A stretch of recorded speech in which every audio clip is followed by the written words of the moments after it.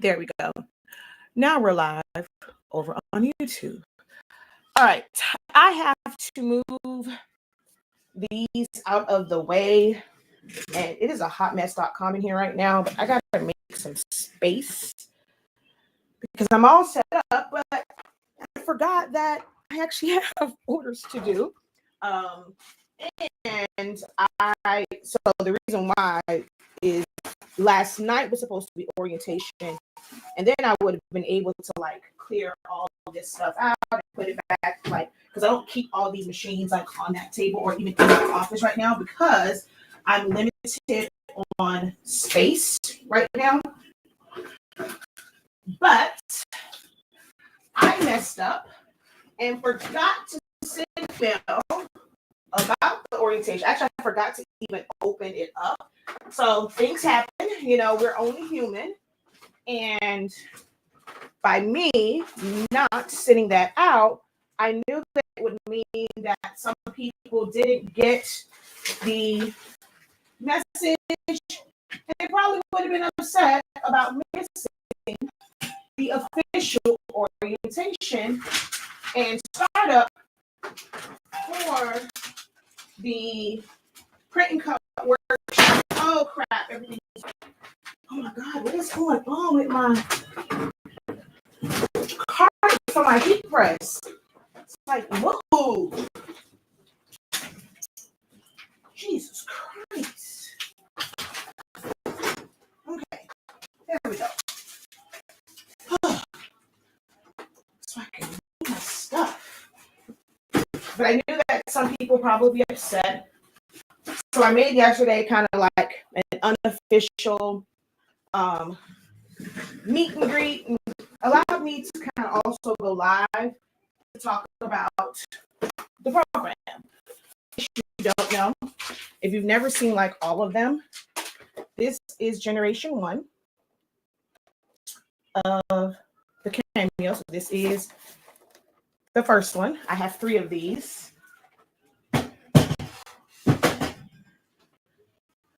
This is generation 2. I want 3 of these.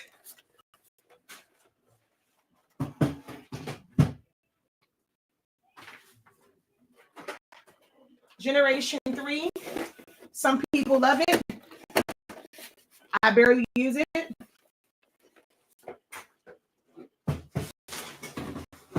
It's not my favorite. I guess because compared to the first 2, they are, I think the way that they made that one was those 2 chef kits. Don't understand the major change in the way that it looks and the functionality and all that kind of good jazz. But hey, it's not my company for me to understand. So yeah, there's that. I was wondering where this darn reading tool went. Let's put you to the side.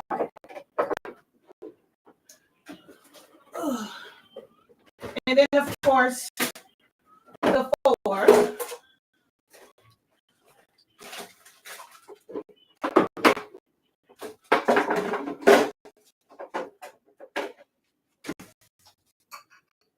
That I am going to use for this print and cut job that I have to do.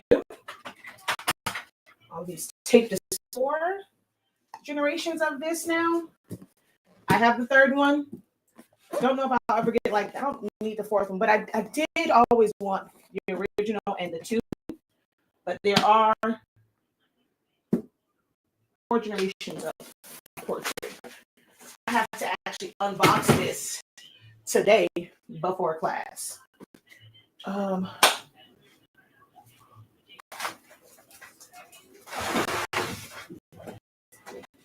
So what I'm about to work on, in hindsight, I probably could have had to roll and cut it because I'm like far behind this morning. However, I use my Roland, which is an eco-solvent printer. I like it to print. It takes forever to print, for one. This right here took 18 minutes to print. it can go through and like cut it. And in hindsight, like if I'd have known that I wasn't going to be able to do it right then and there because I forgot I had all these machines plugged up, displayed, I could have just had my roll and cut it and it would be done. But normally, if I'm doing like a bunch of prints back to back, because there was actually 3 of them, because it takes so long for this to cut, normally by the time the next one is done, I've cut and weeded the first set instead of letting it do it, like letting the rolling do it. But again, I came here and I sent it to print and I was like, wait, I can't just cut because there are a bunch of machines back there. So now I have to go ahead and cut these. So I said, there's a couple different reasons why I like to do it that way. I like that thing to run as a printer. It is an amazing, amazing printer. It takes forever to print. So if I need it for like just regular prints, like I do yard signs with it. There's someone that's supposed to be coming on, like their family, they have a family reunion this weekend, and I made them signs for the airport that said their family name. And like I'm able to do stuff like that. So it works better as a printer.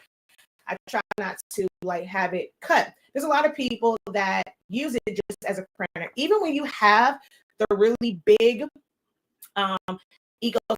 solvent and latex printers, like in the big setups, a lot of them use a separate cutter so that you are maximizing the actual print part of it, because certain cutters can cut a lot faster than those printers will, even though it's designed to do cash flow, to be able to get to a cutter and the printer. You know, you can just do it all in one. But I, like I said, use my Cameo. At some point, I do kind of want to get either the Roland 24-inch cutter or even a Graphtec, but my Cameos work.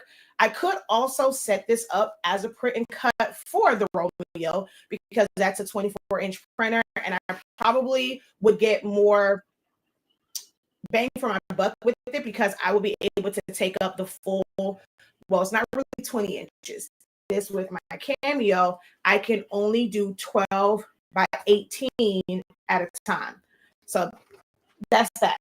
But this is what I'm going to cut down. Where is my, oh shoot, where's my ruler? Is my big ruler not in here?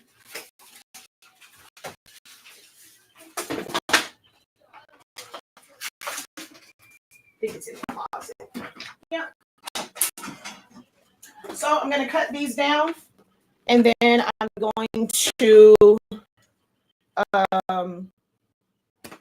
do print and cuts on them. And while they're printing and cutting, I have some designs to do. If you are a part of 365 Creative Academy, you are more than welcome to join the Zoom session. Check your emails or go straight to the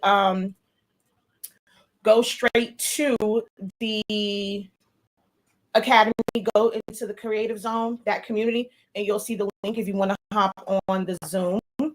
But yeah, I'm just going to kind of work today. So you guys can come, you're on for the ride with me as I work. This is what happens, in the creative business. It's not always glamorous. Sometimes it's very boring. Sometimes it's very frustrating. Those who have been on my Zoom, like on the Zoom calls with me, they've seen me kind of scream and I say, like, just be very.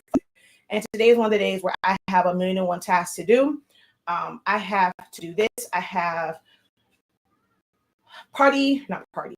school supply sets to design because I have a cousin who is very extra and her friends are extra and they're like, ooh, I want it. And it's not something that I ever thought that I would like really, like I said, I'll do the labels and stuff like that, which I actually have a few people I have to make 3 where I have to do like the full thing, like with the school supplies, all of that stuff. So I have to design those because school starts next week. It starts Thursday for Dade County. Broward starts Monday. I don't think I have one. I only have one that's for Broward school, so I have to finish there so I can get that to them. Although I don't really have time for the first day of school because I mean these kids can bring in the school supplies whenever. So I mean I know teachers would like to have them some supplies whatever, and it's like, dude, you gotta wait to get your stuff and then go give like take it to school. Like it's fine. They're not doing much of anything the first day anyway.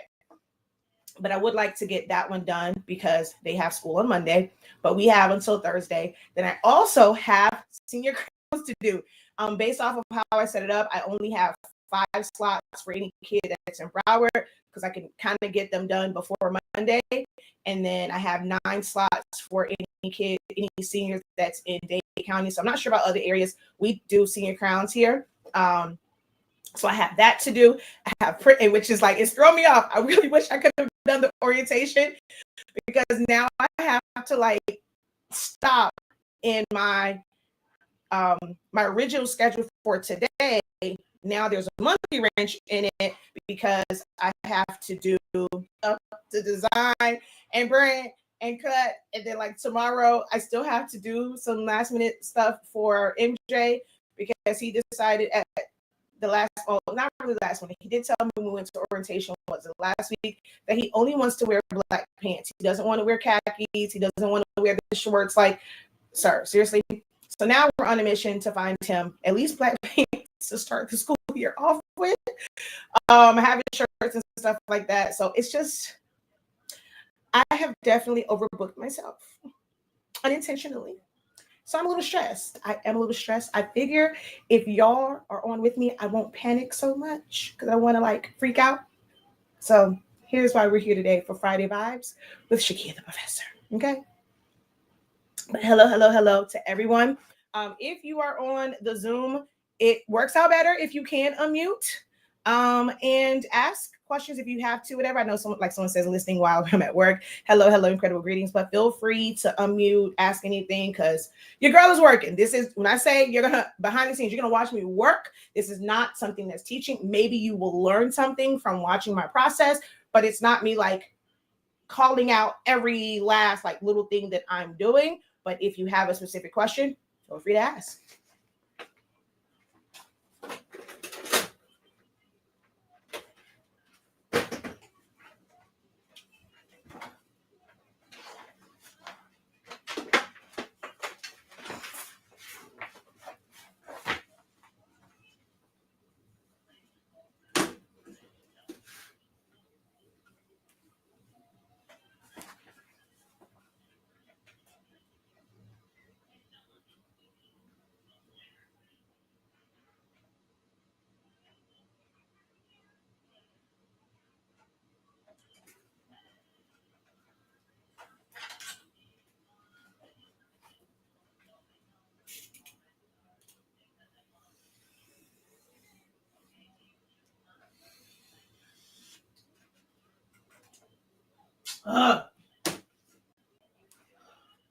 It moved, and I can't have any of the gray line when I put it on the mat because even that small bit of color, the stupid optical eye will pick it up and then give me a registration fail. So I gotta make sure all that gray is off, especially near the registration marks.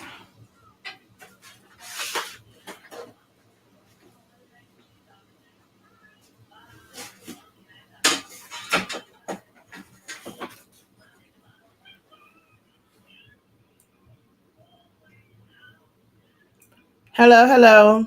Just gifted. Linnell, Vanessa. Hello. How art thou?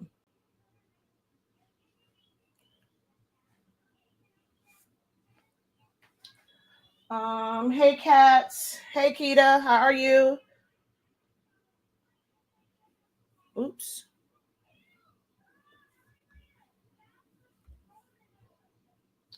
Uh-oh. I didn't mean to. All right, there we go. Hey, Quisha. For all of you guys, if you have a 365 Creative Academy account, there is a live Zoom up as well that you can join.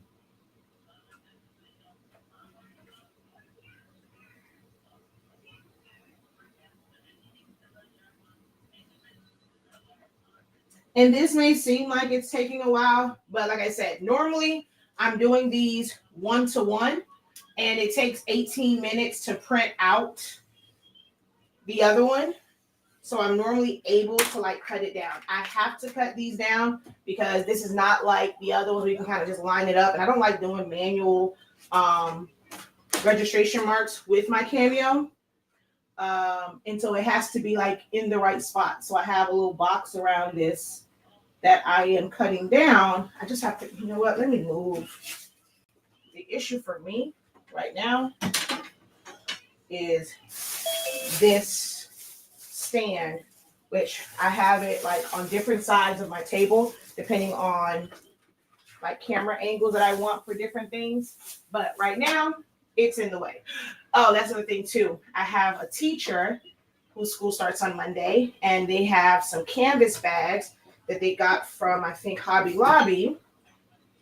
And I have to do the design for that and complete that because they need that for school on Monday. So, yeah. I have other stuff to do. On the canvas bag, are you doing sublimation or No. vinyl? Vinyl. It's canvas. It's not a polyester, so I can't do sublimation. Actually, part of it, I'm actually doing Jet Pro 3G.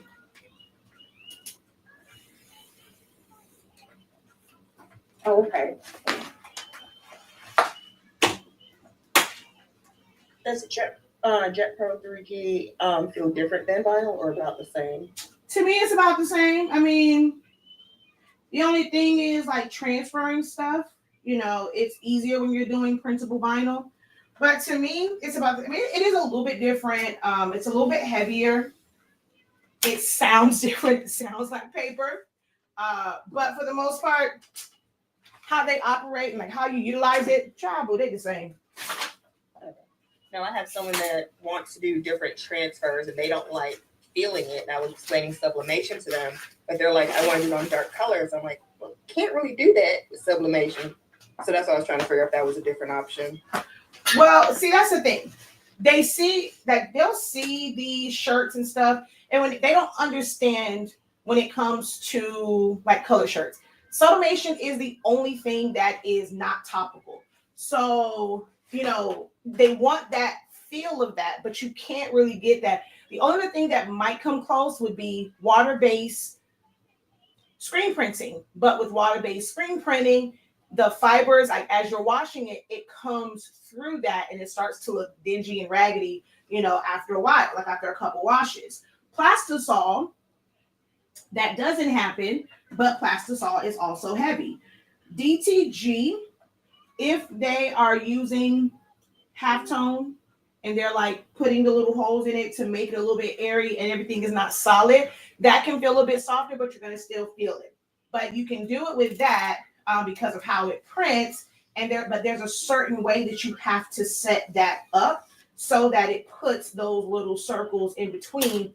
And that way it just kind of gives it some movement. It doesn't feel as heavy. But anything that you're just kind of cutting and putting on, or you're doing like a straight print. So DTF, screen print transfers, printable transfer, like even the ones they say is like really thin, you can still feel it if it's a really big design.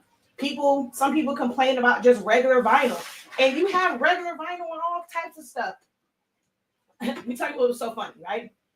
I literally had this guy that was complaining about vinyl, but he had on a jersey that had vinyl on it. I was like, dude, you do know this jersey that you have on? That's the same thing that I'm about to use.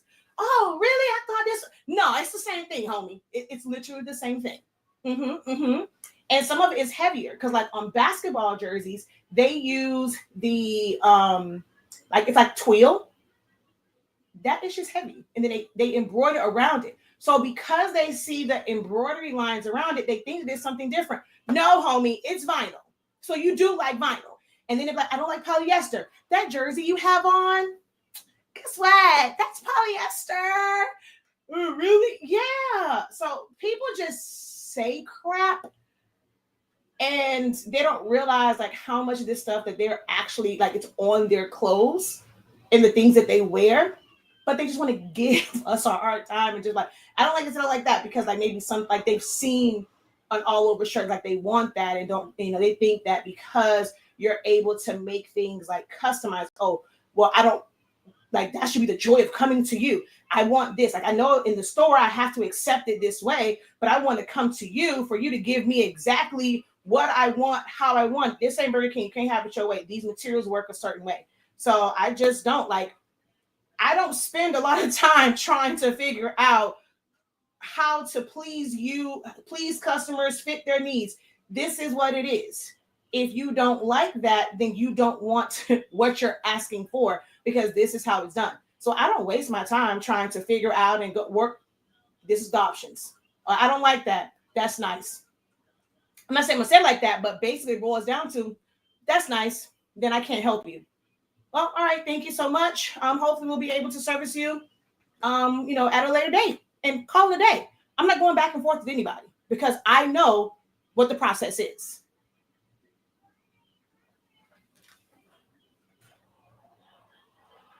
So once you understand all of them, like we did a whole class, I broke down in the Creative Lounge all the different ways to make a shirt. Once you understand them and you decide which one is going to be best for that order, if that's not something that they want, don't spend your time trying to go through all these processes and figure out, is this one better? Is that one better? Make sure that you know all the processes, you test them out, you know the feel of it, you know how to explain it, and that's all you can do. You can't create this super formula, super process to appease them.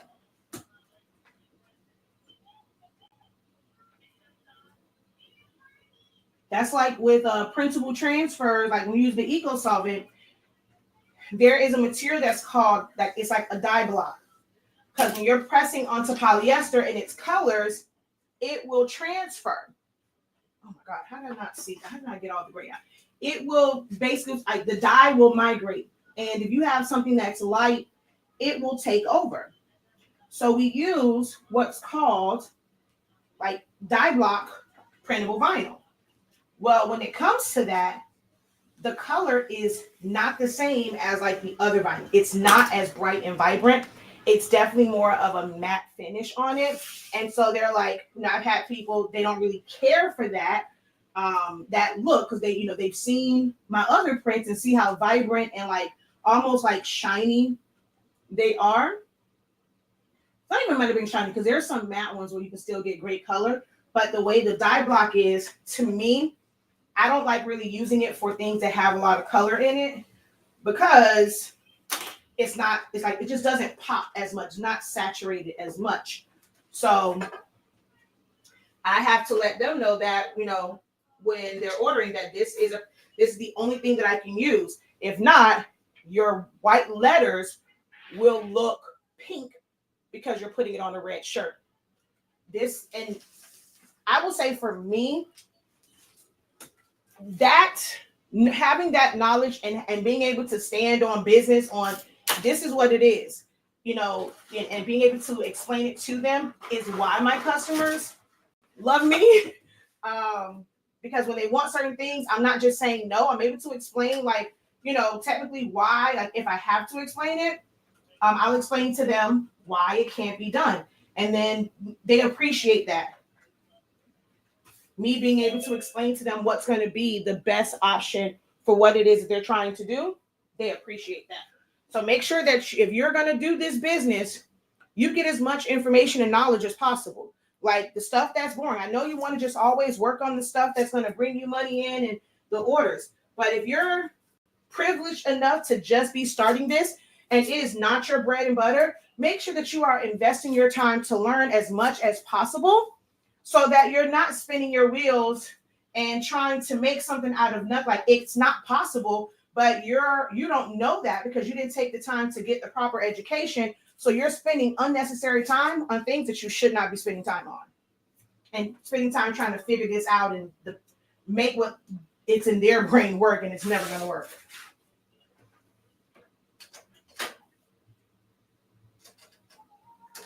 Being a know-it-all has definitely saved me some headaches in my business.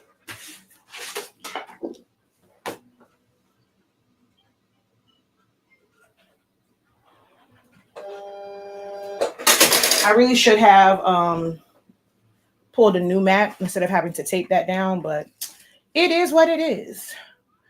Alrighty, let's go and open this file back up because I definitely closed it last night. This is the foam cup ones.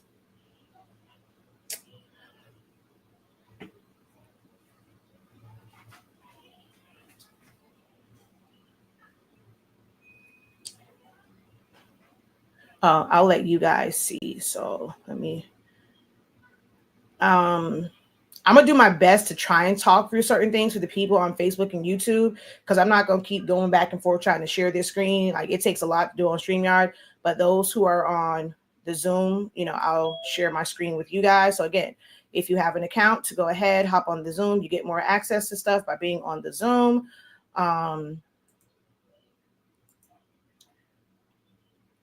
Yeah, just so that you can see what I'm about to cut. Hola, hola, hola. Hey, girl, hey.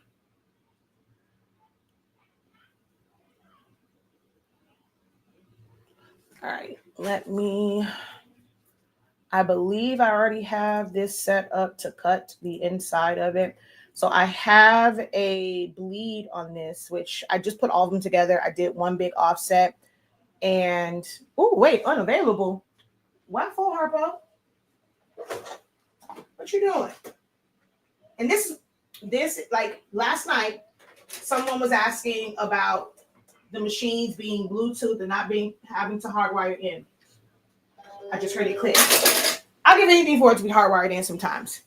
This Bluetooth stuff, one, it's constantly saying unavailable, searching, trying to reconnect. And like after the next job, after you do one job, you're ready for the next job, it's still trying to find it, trying to reconnect. But all of my ones that I hardwire in, they are ready to go every single time. And I hate that about the 4 sometimes. I don't know if the 5 is like that, but I hate that about the 4.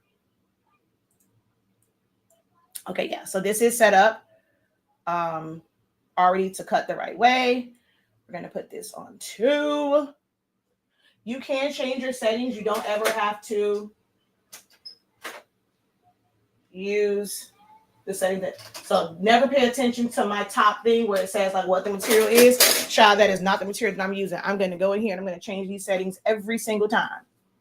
So please never pay attention to this. This is not technically a cardboard or cardstock setting.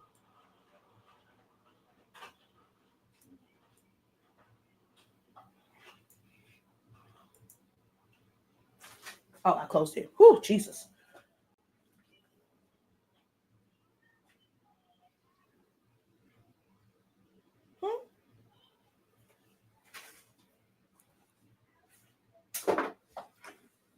Okay, why are you not registering? They might have time for the foolery. What you got going on, Harpo? See, it's the foolishness. It's the foolishness I be talking about. I had that same problem. I had to turn it off, turn it back on, disconnect the Bluetooth. This is ridiculous. And turn it back on. If I grab that 2, won't have these problems. But my 2, I have to use it from on like the table that's on this side of my computer because I don't have a cord, which I want to put a hub. I'm gonna mount it underneath here and use a long extension one, and then just kind of have the hub, and I'll be able to plug because I have like this little makeshift shelf, and I can run the 2 machines, and I want to just put that because. What you got going on, player? Well, abracadabra. This is one of those days where I should have just let the rolling, this would be done already. But again, I did not know that I would have to go through all of this because normally my process of doing that, especially when I have to print out multiple sheets, I had to do 4 of them, letting it print, cutting that one off, and then just cutting the next one. Normally, cutting the one that's done while that one, the other one's still printing, normally is the fastest way for me to do it. But today, all right, let's see. Let's try this again, shall we? Let me go back over here. what's going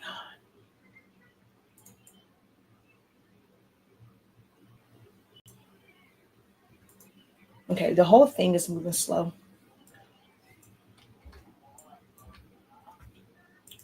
I heard it just click or do something.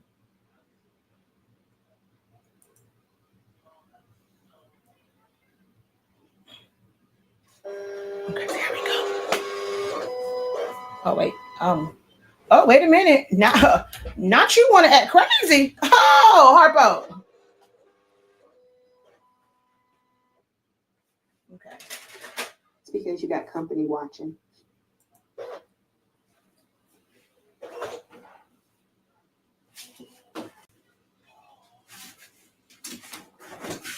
I'm going to assume it's because I put those pencil marks on there for something else. So there's technically a pencil mark at the top. I'm going to say maybe it's because of that. So we're just going to flip this. Another reason why I love me a good 12 by 24 inch mat. Well, I would have to use it for this anyway. But for any mat, make sure you're using both sides. And let's see here.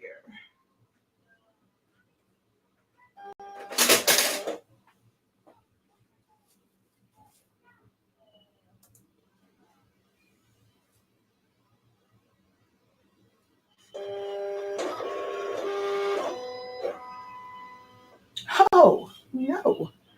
What you got going on, homie?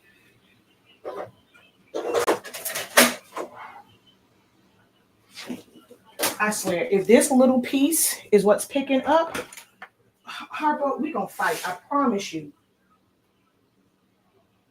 If it is because of this right here, bro, we gonna fight. I promise you, we gonna fight.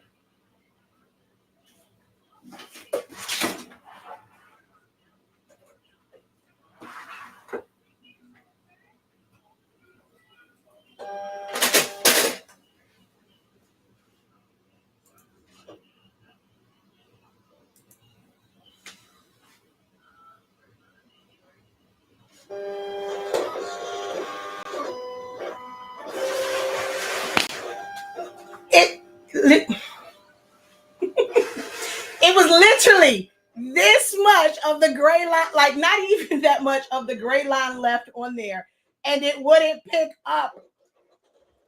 Oh, y'all probably couldn't see it on, damn it, y'all couldn't see it on Zoom because I was on the screen share.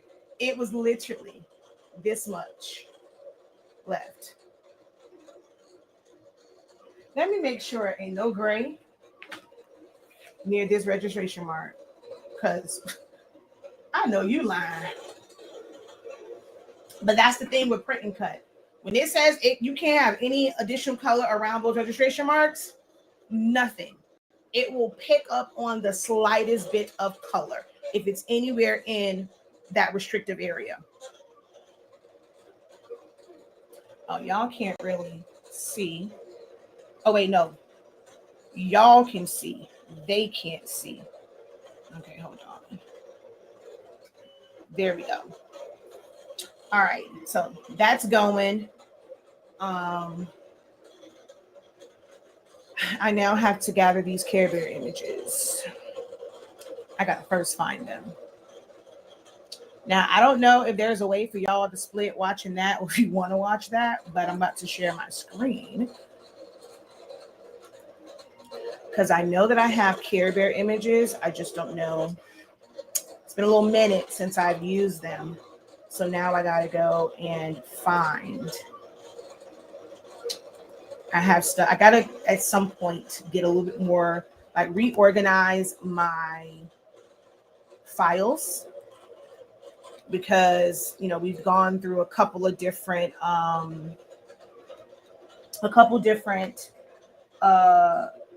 hard, and so stuff is kind of saved some of everywhere, and I haven't like consolidated everything.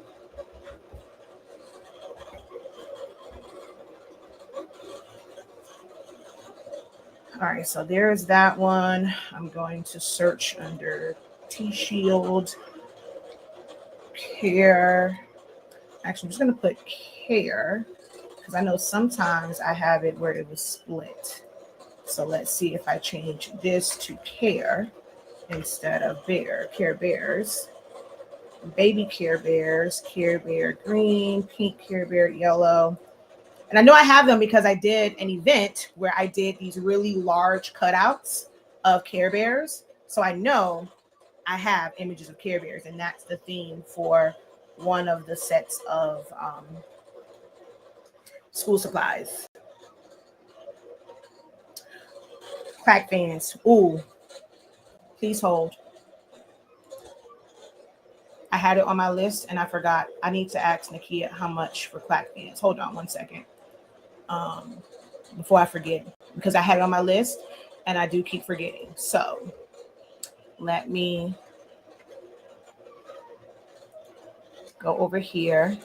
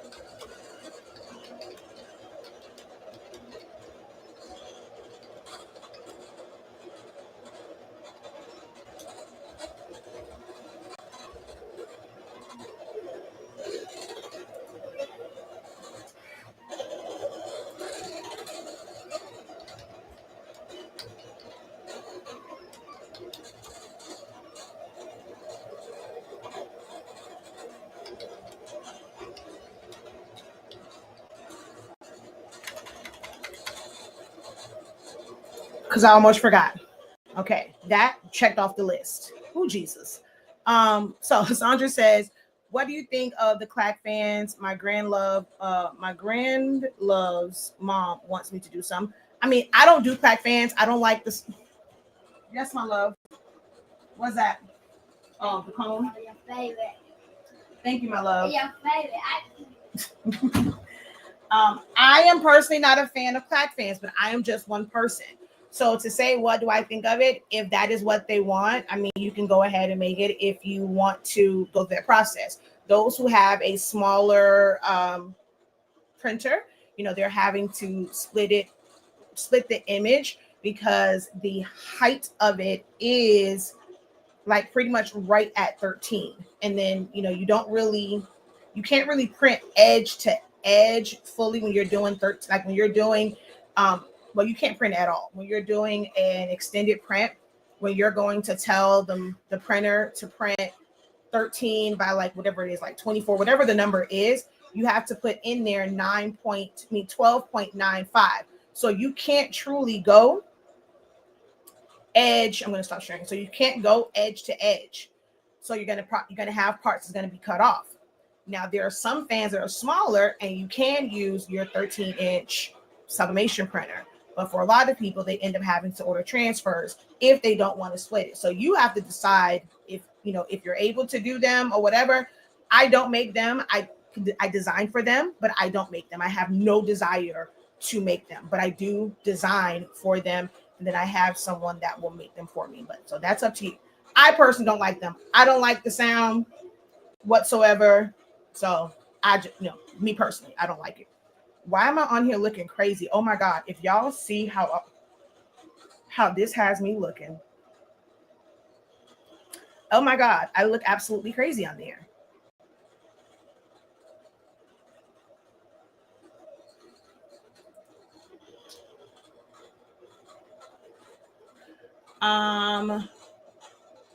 So yeah, I mean, definitely with everything, if you've never done it, just kind of research it. So a couple things that I will tell you that, it's done. A couple of things that I will tell you that you will need. Oh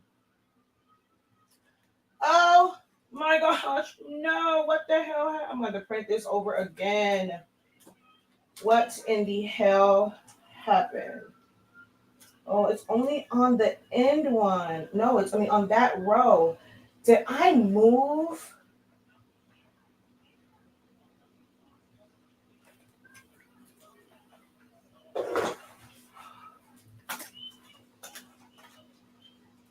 once it got towards the end, it got a little funky.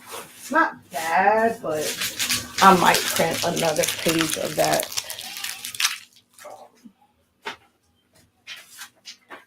Parts of it messed up. It's not bad. It's just that it's supposed to be a border all the way around, and the ones on the end, it cut like almost right to the edge. So, yeah. But okay, so a couple of things. Don't press it. Like when you get them, it's gonna be kind of weird. Like they don't come, like not all of them come unassembled. They normally come with the fabric already on it. So you're gonna have to remove that fabric. And you're also gonna need some double-sided tape, or some people use like fabric glue or something like that. But you're gonna need that to put it back together. So that's going to be that. You will have to disassemble it and then put it back together. You're going to have to get you some good double-sided adhesive, not the cheapy stuff, because you don't want the fan to fall apart. So that's one of the first things that you should know.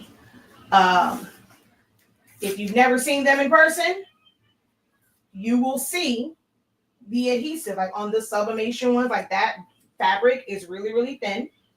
You will see the glue and the ribs through that. Some people, they got into it and they, from pictures and the angle of the pictures and the lighting, you can't always tell, but you can see the ribbing and you can see the glue. Like you'll see that little thing kind of coming through.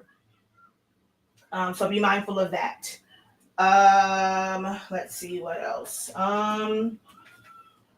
Like I said, the fabric's really thin. Don't press the ribs, they will melt. And in order for it to go on evenly, so that when they clack it, it actually has a good clack, it's best if those ribs are evenly spaced. If you're just doing it one or two, you won't really need. Some people have invested in a jig. Some people, what they did was when the fabric was on it, they spread it out, like, keep it spread out. And they use like thumbtacks on both sides of like the rib, so that they can put it in there, and then it makes it easier for them to put the fabric piece back on, because you want those pieces to be evenly spaced. So there's some learning curves to it. Give yourself grace with your first couple that you do.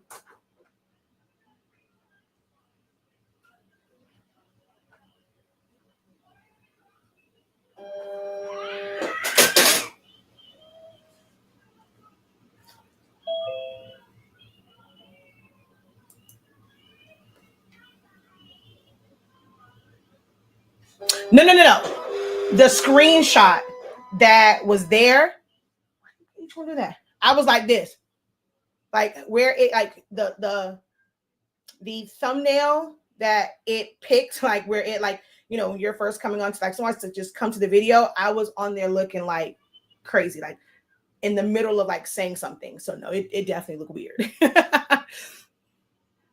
It definitely looked weird. Where is...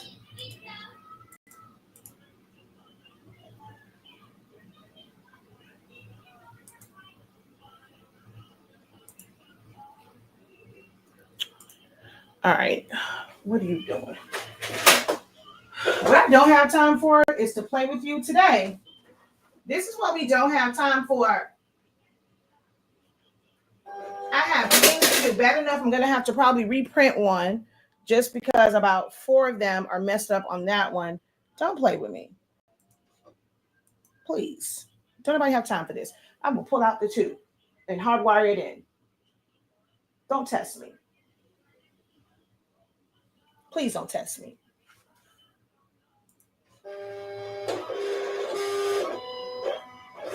Thank you. Don't test me.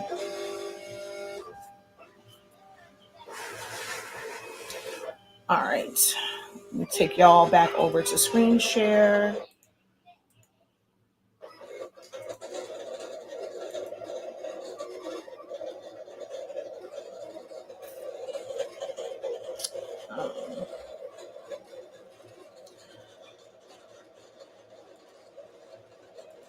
All right, see, I have a lot of Care Bears.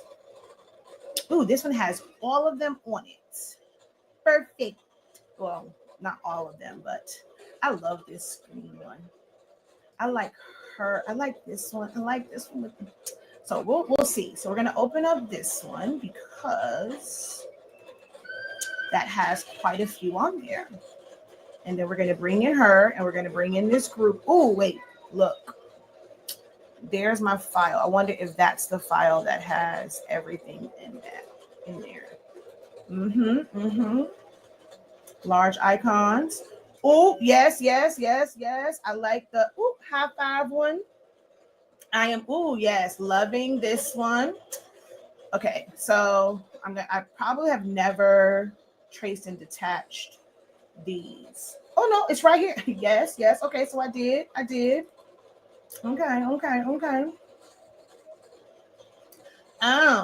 Y'all are not cute though. I mean, oh, I was zoomed in real bad. Real bad. Okay, so let's see. So I have traced and attached that one. This is so cute. All right. Let's see. I don't have this one anywhere, correct? No, I don't. Definitely want to bring in this one. And is she on? Okay, she's on that one that I already have open. We're gonna bring in this one. Ooh, that is little. And then you two giving each other a high five. All right. We're gonna go from here. Ooh, this one has on a backpack. So does this one. Looks like they're going to school, so those might work. So let's trace and detach these down. Did you know you can trace and detach all? Actually, you know what? I'll take the time to go to screen share for you guys over here. All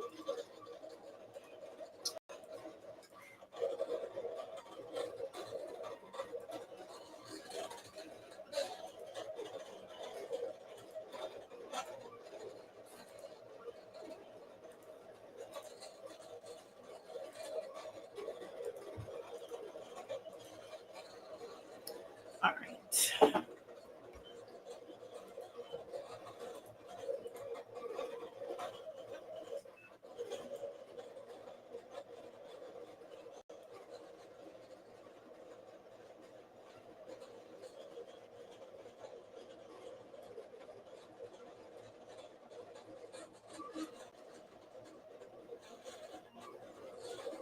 It might make my print and cut stop though. It does have a hard time trying to process two things, like a whole lot on Silhouette Studio and then the machine. So we'll see.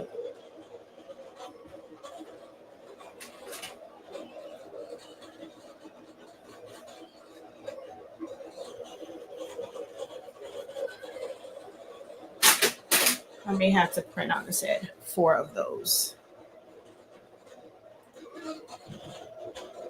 And that goes bye-bye.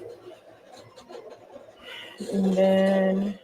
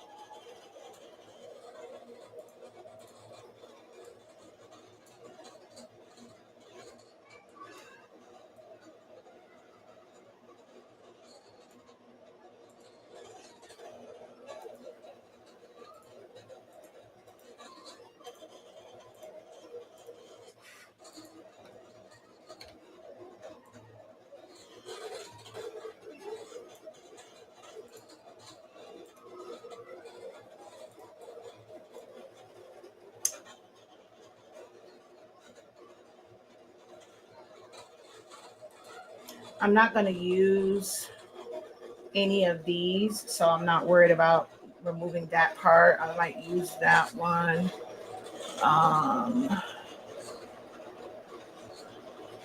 There's a space right there.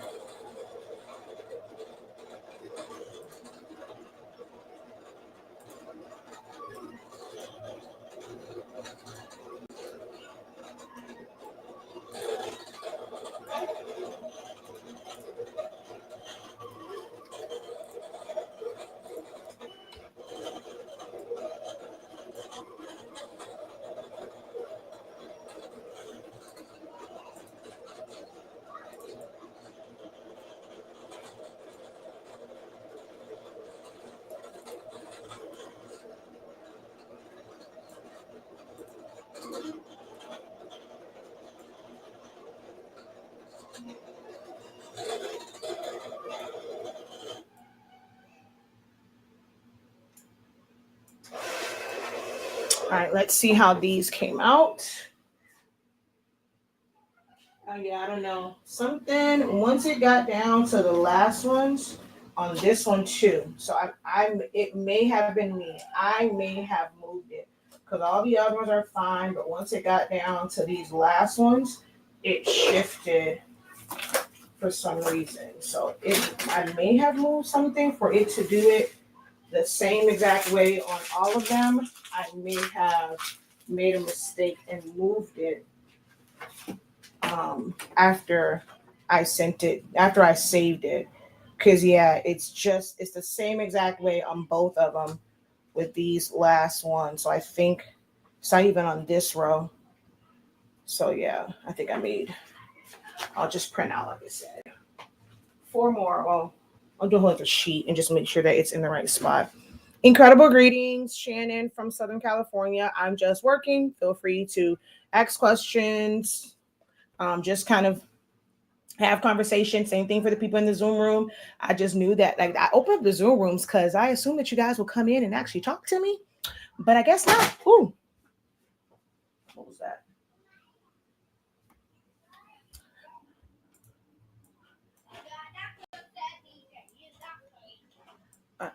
I opened the Zoom room for fellowship.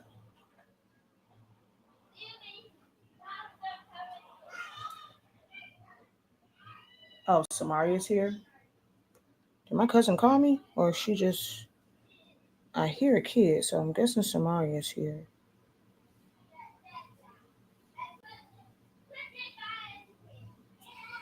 Yep. Okay, that is her. So I'm doing a second one just to make sure, like, any straggly edges, trying to get as close to the colored parts as possible. And let's see how much sludge was left behind.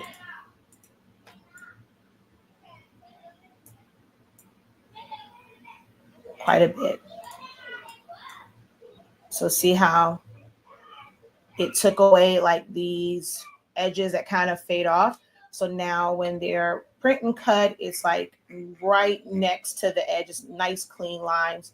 So I typically tend to go in and do a second trace and detach to get rid of that. So I'm about to start designing for, well, those stickers are something different. That was for a different order, which I need to do the other one before I forget. So I'm just working on different orders. So these are decals for cups and things. There is a company where we print and cut for them. They design it, they apply it, we just print and cut for them. So I'm working on that. And then what's on my screen is for an order that came in for some school supply things, which I don't advertise, I don't promote. If I get the orders, they literally come via word of mouth. And that's where these kind of came in from, was word of mouth, because I don't promote making these. I do like the decals, you know, if somebody wants more so the composition notebook ones. People just kind of cover those, and I sell like those prints. of things that I already have. Like if I have to custom design it, then they're going to be paying $30 for one print. But there were a couple of extra parents that wanted the full school supply thing. So I am designing it. Her theme was Care Bears. So I have to design that for crayons, composition notebook, spiral notebook, pencil, well, the primary pencils, the glue sticks, and the glue. I think that's it. Oh, and I make labels for them to be able to put on folders and stuff like that. So I gotta open up file, open. Now we'll say once I let you guys see the trace and detach, you guys can talk to me, ask questions, and answer questions, but you won't be able to see my screen. Seeing my screen and seeing how I'm designing won't be, for public consumption thereafter, since I don't bother to go in and delete these. I don't bother to go in and delete these. If you want to see me design it, you can come on the Zoom. There is no replay of it. All right. All right. I see yours, Shannon. Give me just a second. I'm going to get this one sent off, and then I'm going to fully read your comment and then address that. So let's go send.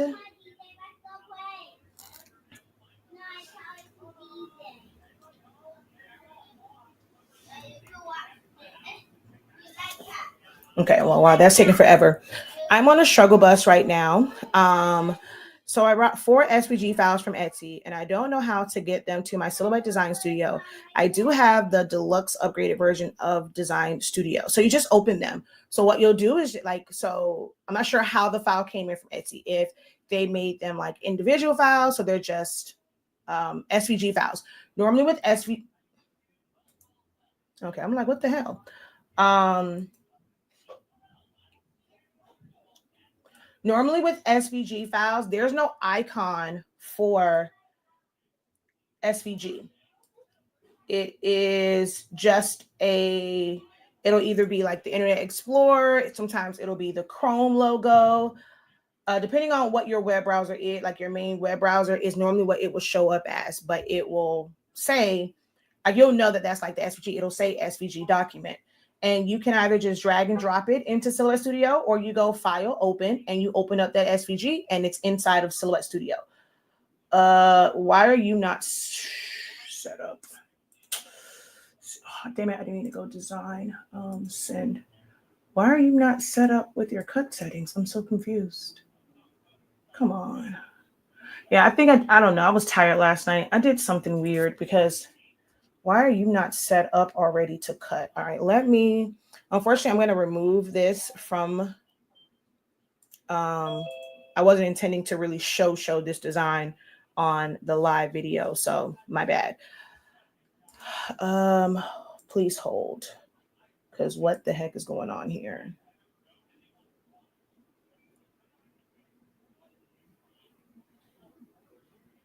And because I showed it, I might just have to delete this video. This live may not stay up.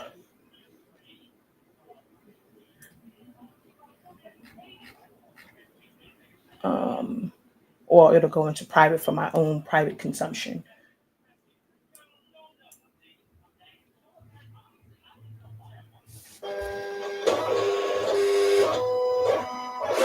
Yeah, see, that one went immediately. So I'm cutting it on print and cut on here.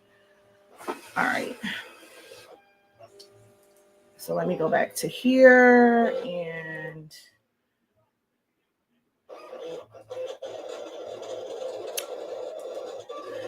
then one of the files wouldn't let me ungroup it to print the individual layers. You mean to cut the individual layers?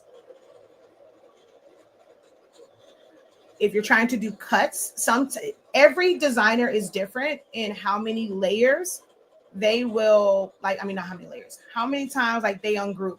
Like they might ungroup one part of it and then have another part that's grouped and another part that's grouped and then group all those together. So in order to get all of the parts completely ungrouped, you have to keep ungrouping. As long as you see ungroup as an option, that means that there's more to ungroup. If you do not see ungroup, There is nothing there to ungroup. You cannot separate the layers. It has to be like either flattened. Like it was just a JPEG or a PNG, or something that is like a compound path. But if you're seeing different colors, it can't be a compound path. It's just probably 1,000,001 groups like together, and you literally just have to keep hitting like right click, ungroup, ungroup, ungroup, ungroup until ungroup is grayed out and you can't ungroup anymore. You don't even see ungroup, then that means that it can't be a layered, like an actual layered file. It can't be an actual layered file. So I'll add myself back to stage.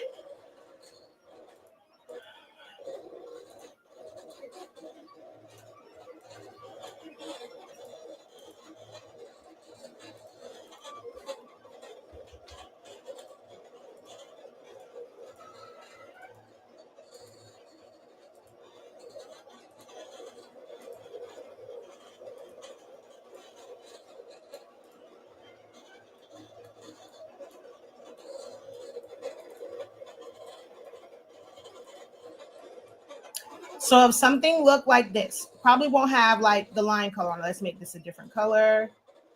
So let's say it was something like this, and I'm actually going to ungroup this, and actually let's make another star. Okay. If it was a true SVG file, it's gonna look like this, and it's all gonna be like, you're gonna see one color, you're gonna see cutouts. Now this can be grouped. I can take all of 365 and group that. So this is a group, this is a group, and then I'm going to select it all, and I'm going to group this together. Now, if you right click and you see it's grayed out, you can't ungroup. Oh, wait, I'm sorry. Let me move this out of the way. So right click, ungroup isn't available. You can't ungroup because there's no group there. It's all one big compound path. In order to now access all of those pieces, you have to release compound path.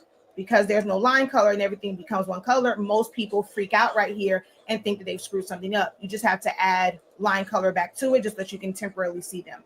Then I'm going to go in, make the 0, the hole in the 6 and the 6. We're going to make that a compound path. I'm going to then go ahead and just change the colors on these, and also now remove the line color. So now I can see stuff. So you have to just know how to operate your machine, which is what our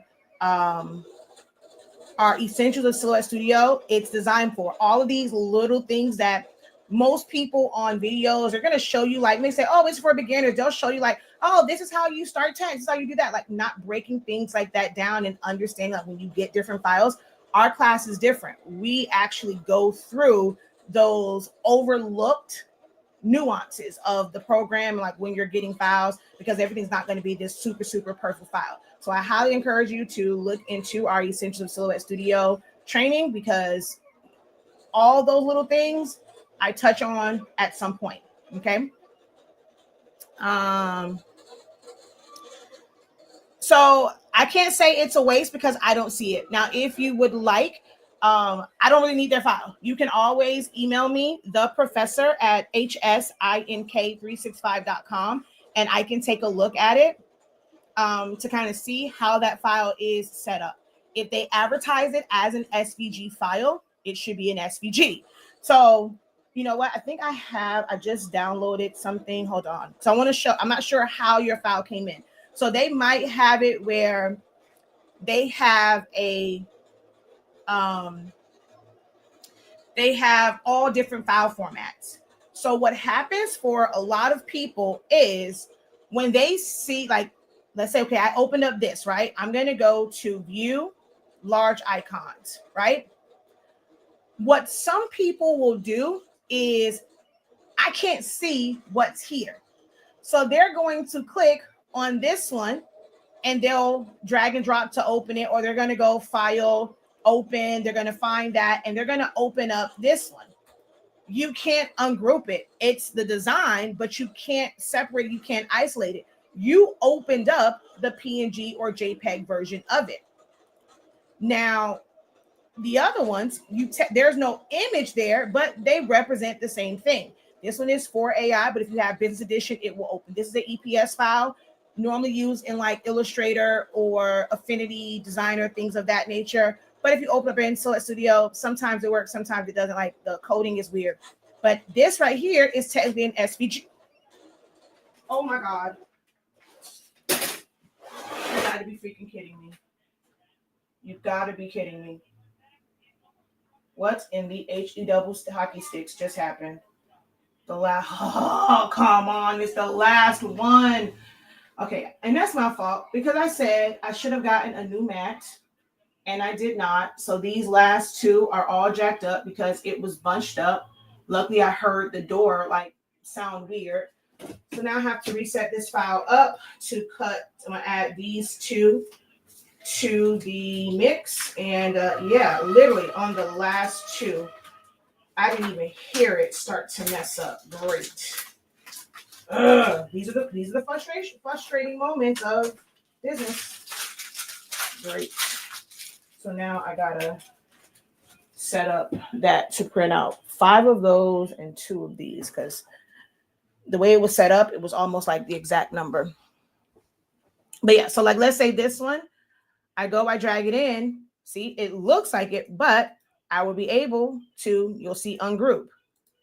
And then now ungroup isn't available because there's nothing else to like ungroup. Everything is, well, here, this, well, I guess because I wasn't on that side. Hold on. So let's do this. I'm going to back up and I'm going to come right here. So we'll ungroup and ungroup. And so all that stuff now becomes like ungrouped. So you have to just keep ungrouping. If you don't see it, then it's a flattened image. Go through your file and see if you have multiple versions of the file. So she said it opened up as a PNG. So you opened up the wrong one. You are so very welcome. This is what we do here. So see, all you need to do is come on, not be afraid to ask a question and not feel like you're wasted $4.99. Thank you so much for your question. And where do I get my files? I get them from all over, and half the time I'm designing them. So I pull stuff from Google for certain images, like those Care Bear images just came from Google. I'm pulling from Google. I pull some stuff and design in Canva. I have subscriptions to Creative Fabrica. I have subscriptions to PNG Tree, Vector Stock, Vecties. I design stuff myself. I've gotten things from Silhouette Studio Design Store. So I don't have one place that I'm getting anything from. And a lot of times I'm designing from scratch. All right. All right. I need to, oh God, this so sucks. This so freaking sucks.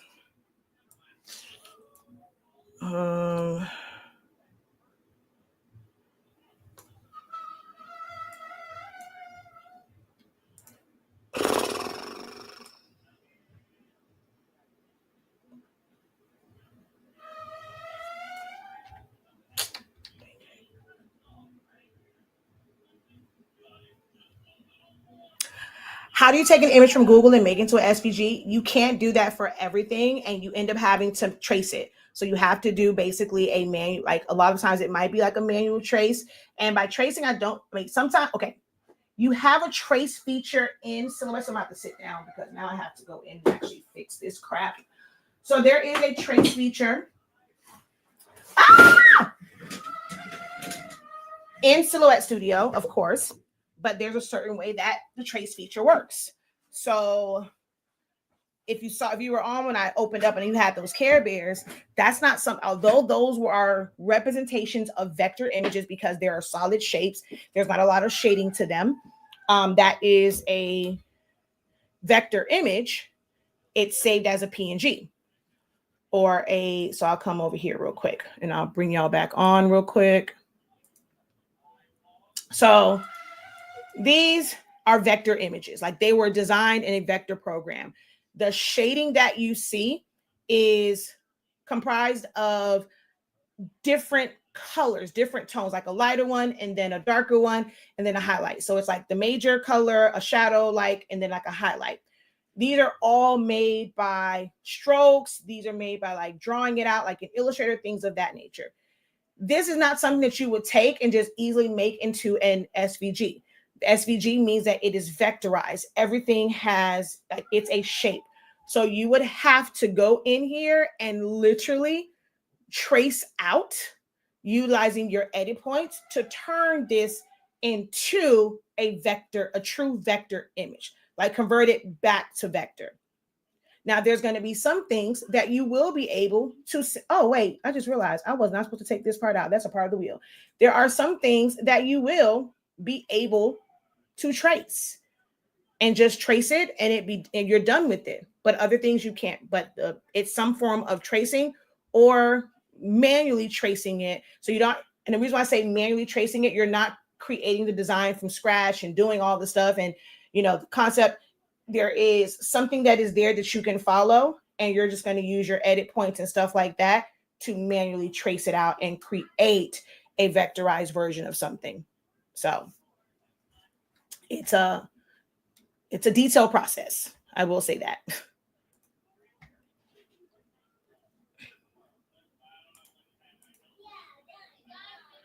All right.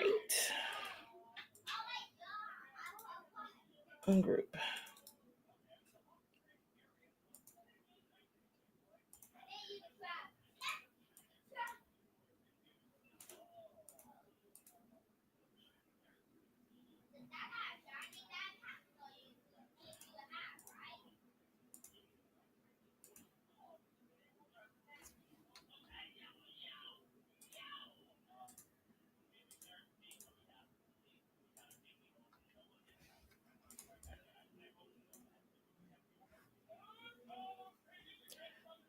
As long as you don't focus on just learning projects and you really focus on learning how the program works, like you take the time, it might take you a year, it might take you 2 years. Don't rush the process. And you are willing to take the time to actually learn that process, you will get it. But it will take time. I will say that. It definitely will take time.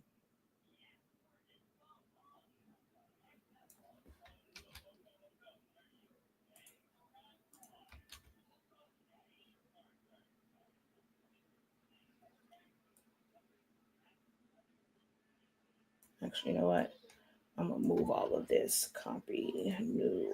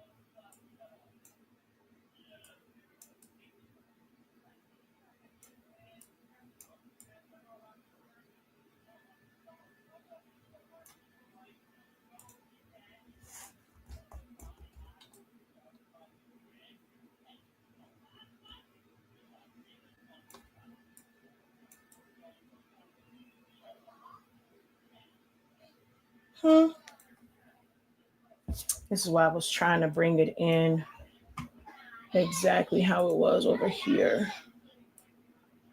But I don't think it, because I will need how many of these? Oh, shit. Excuse my French. I need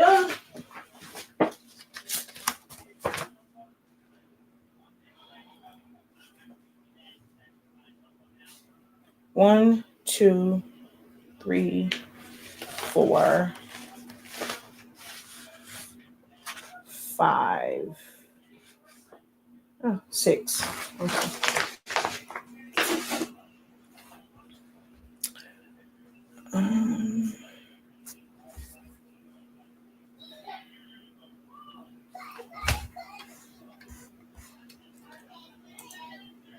And if you're just coming on, feel free to drop questions. I am in a typical work day for me. So I am working on, I know you guys can't see it.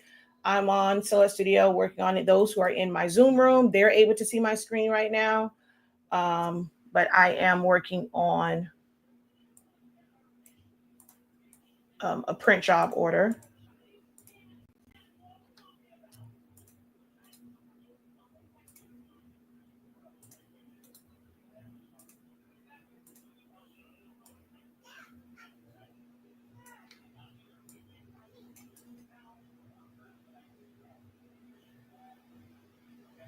Okay, why are you not fitting here?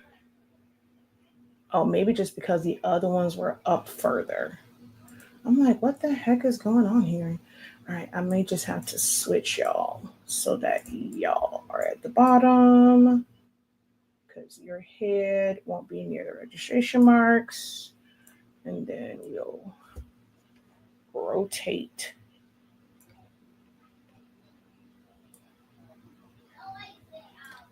y'all to fit right here.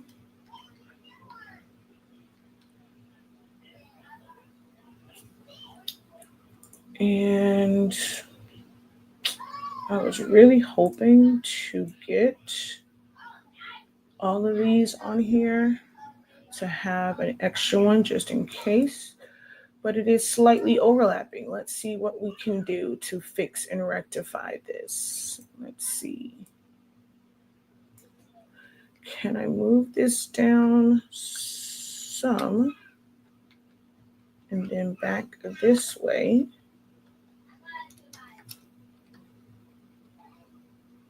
Because I still have to put the bleed, the offsets around these for the bleed.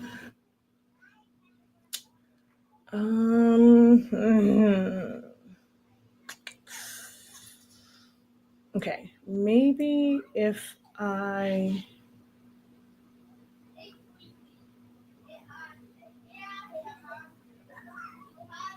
okay. Oh wait.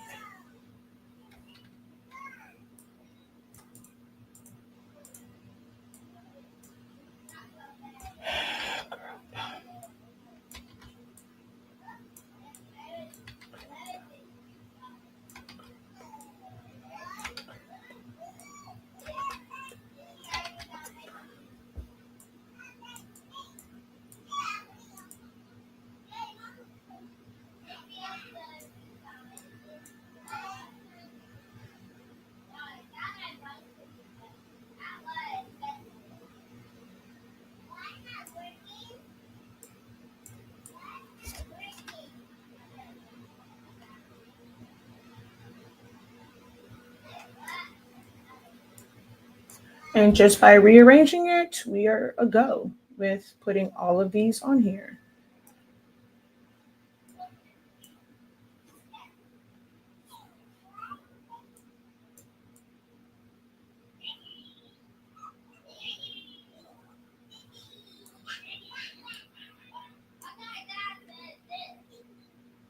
So don't panic, rearrange it.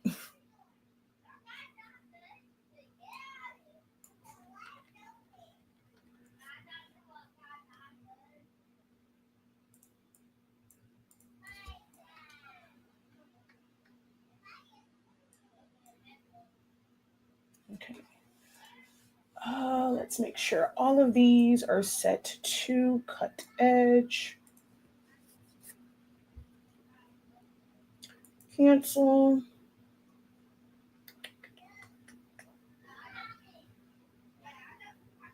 Okay, they are set to cut edge. Let's group them together. I'm going to go now and watch some of your videos. Thank you again for your help. I did click the subscribe and all notifications. Thank you so very much if you're still here.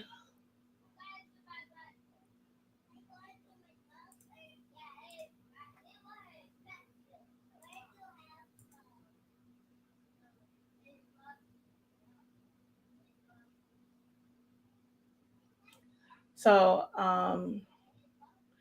for you guys over on Facebook and YouTube, if there are no questions or inquiries, I mean, I don't really have as much to do on the Cameo. I just have the one thing to kind of print out now. I'm going to send it over to the Roland, and then what the heck, dude? So that I can print this out. I mean, this can be a helpful session. I mean, as far as it just being verbal, if you guys have questions, comments, I mean, even for the people, like, I don't even know if I should, like, it's like watching me work, but at the same time, like, all y'all are working, can't none of y'all talk, like, all. So let me ask this, we do a poll. Everybody that's on Zoom right now, all y'all are at work. So my Facebook group, I have a couple of them. This is not via my Facebook group. So, well, the Zoom I'm talking about, or my regular Facebook. I go live in the group, and sometimes I will share it there. But if you just find me on Facebook, Shakeya Levell, Levell, is when I go live. That's where I go live from. Or you can go to our business pages. I'm not sure which YouTube channel you're on, but whatever YouTube channel you're on, we also have a Facebook page of that same name. So I have, we have 365 Creative Academy, which even if you type Sillaholics Anonymous, it might still come up. If you're on Honestly Speaking, that's still going to come up. So whatever channel you're on, if you're on 365 Creative Academy, you search that, we're going to come up on Facebook, whether it's the group or the business page. But my name on there is Shakeya Levell. On there, and that's normally where I'm going live from. I go live on all the platforms on Facebook, and the groups, I just share it to the groups because we can no longer go live straight to a Facebook group from StreamYard. And what the heck is going on? Why is this offset not working? Oh my God, this is the times that drive me insane. Simple tasks take forever to complete. But I have a room of people on Zoom. So once you are a part of my academy, even as a free account, there is a thing called the Creative Zone. It's an open community. It's a free community. You can post things there. So just so y'all know, y'all can post in there. You can share in there if you don't want to show it on Facebook, especially if you feel like your clients are on Facebook. You want to share it in a safe space. You can share your things. You can make regular posts. You can share videos. You can share photos in the community. And so they're on Zoom, which I like the Zooms because I was hoping that I would have people that can unmute and communicate with me. But yeah.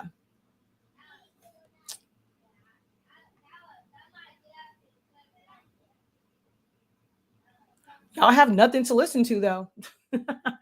I mean, I can talk here and there, get off at 3:45. I'm at work. I work from home. I'm currently grading work for my summer classes that ended so I can submit final grades. So I am just listening at work, listening, wishing I could participate. Okay. So these aren't as helpful as I thought because most people that come on, they're at work and they can't talk or type. What is going on? Oh my God. I'm stressing out right now. Because why is Celestia doing this to me? Why is Celestia doing this to me?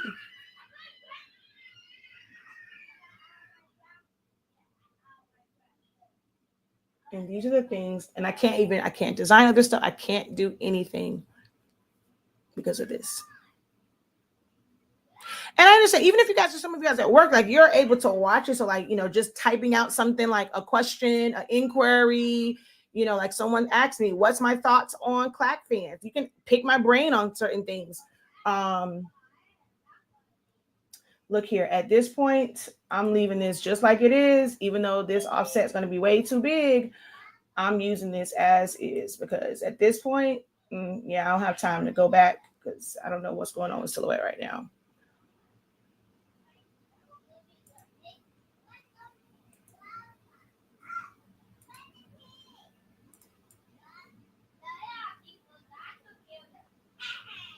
Everything is moving snail slow. Like, why is everything moving so damn slow?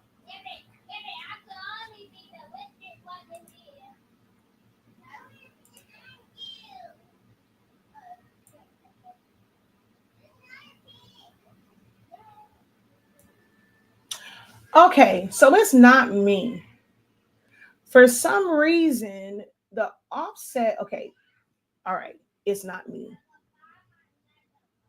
Well, it's me, but not me. And I know I'm not crazy. This is shifted, which is why it cut. So, okay, I screwed up, but I didn't screw up. I was like, what the heck is wrong with the machine didn't screw up? For some reason, this side of wild is closer to, why though? Huh, okay. Well, for now, let's just change this and group it. Well, actually, no, I need to make it a different color because I need to fix this. I mean, yeah, it does seem a little off.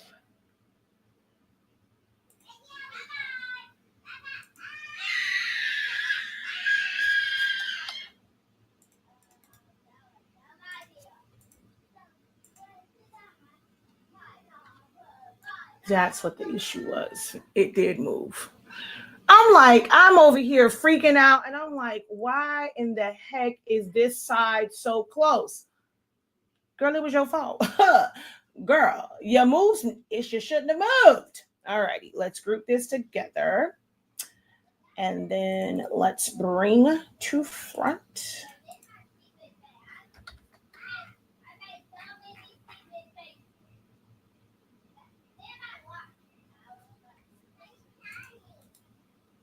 Bring to front.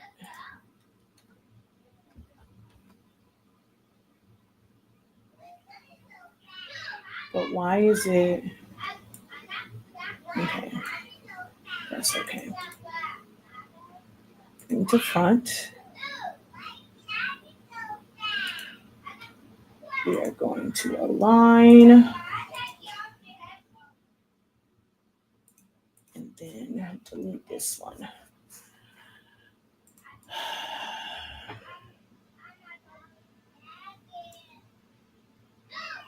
And see, this was flipped, so those were a little bit off. All right, so we're gonna go like this. Let's.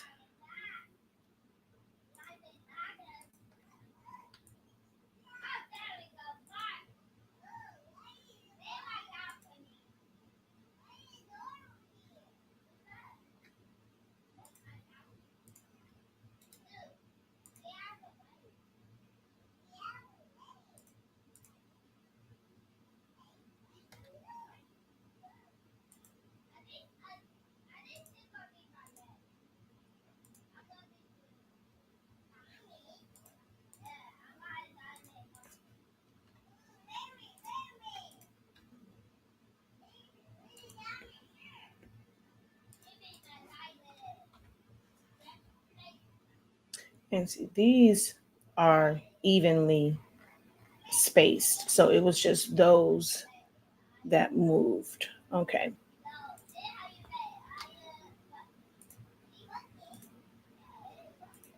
All right. And let's go to send. Let's make the outside no cut.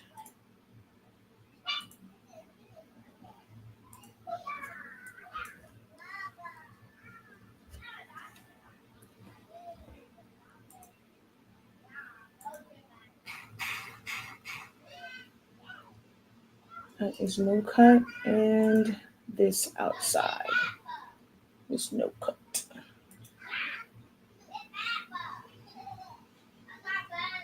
Oh, I think I tapped on the wrong one because I see a single box. Okay, I know I grouped this together. Seriously, dude.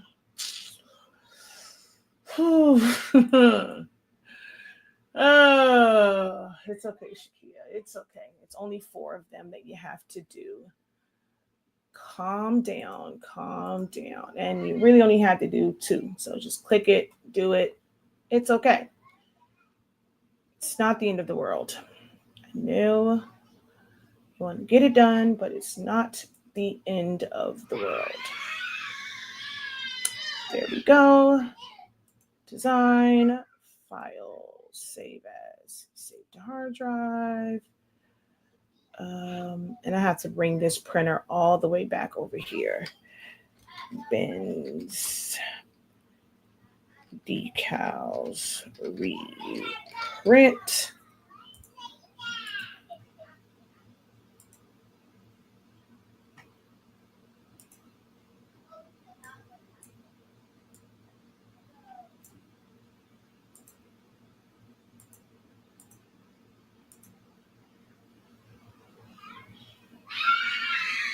All right, it hasn't saved yet, so I gotta wait for that to save.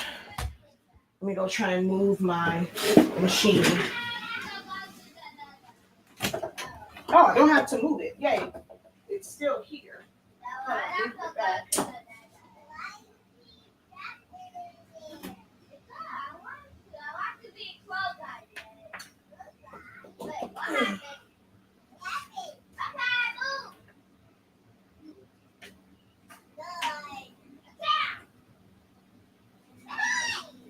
Just so y'all know, it's gonna be kind of loud with these children.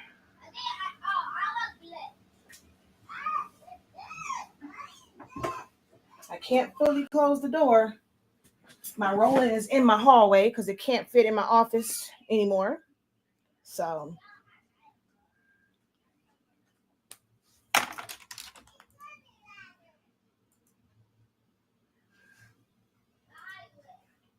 you guys are getting to see inside the RIP software for the Roland BN20 and how this whole thing is like set up. I save it as a PDF, and then now if I wanted the machine to cut it, I would have to take it into Illustrator because Silhouette Studio does not have a spot color for me to set it to cut contour. So I would have to go into Illustrator. You know what? I might do that because that way I can work on what I need to work on and I don't need to do this. So you guys will get to see me do this and how that works. So we're going to go here, here, here, here, here, here, here, here, here, here, here. Let's group those together. And then we're going to duplicate it right on top, Alt, click.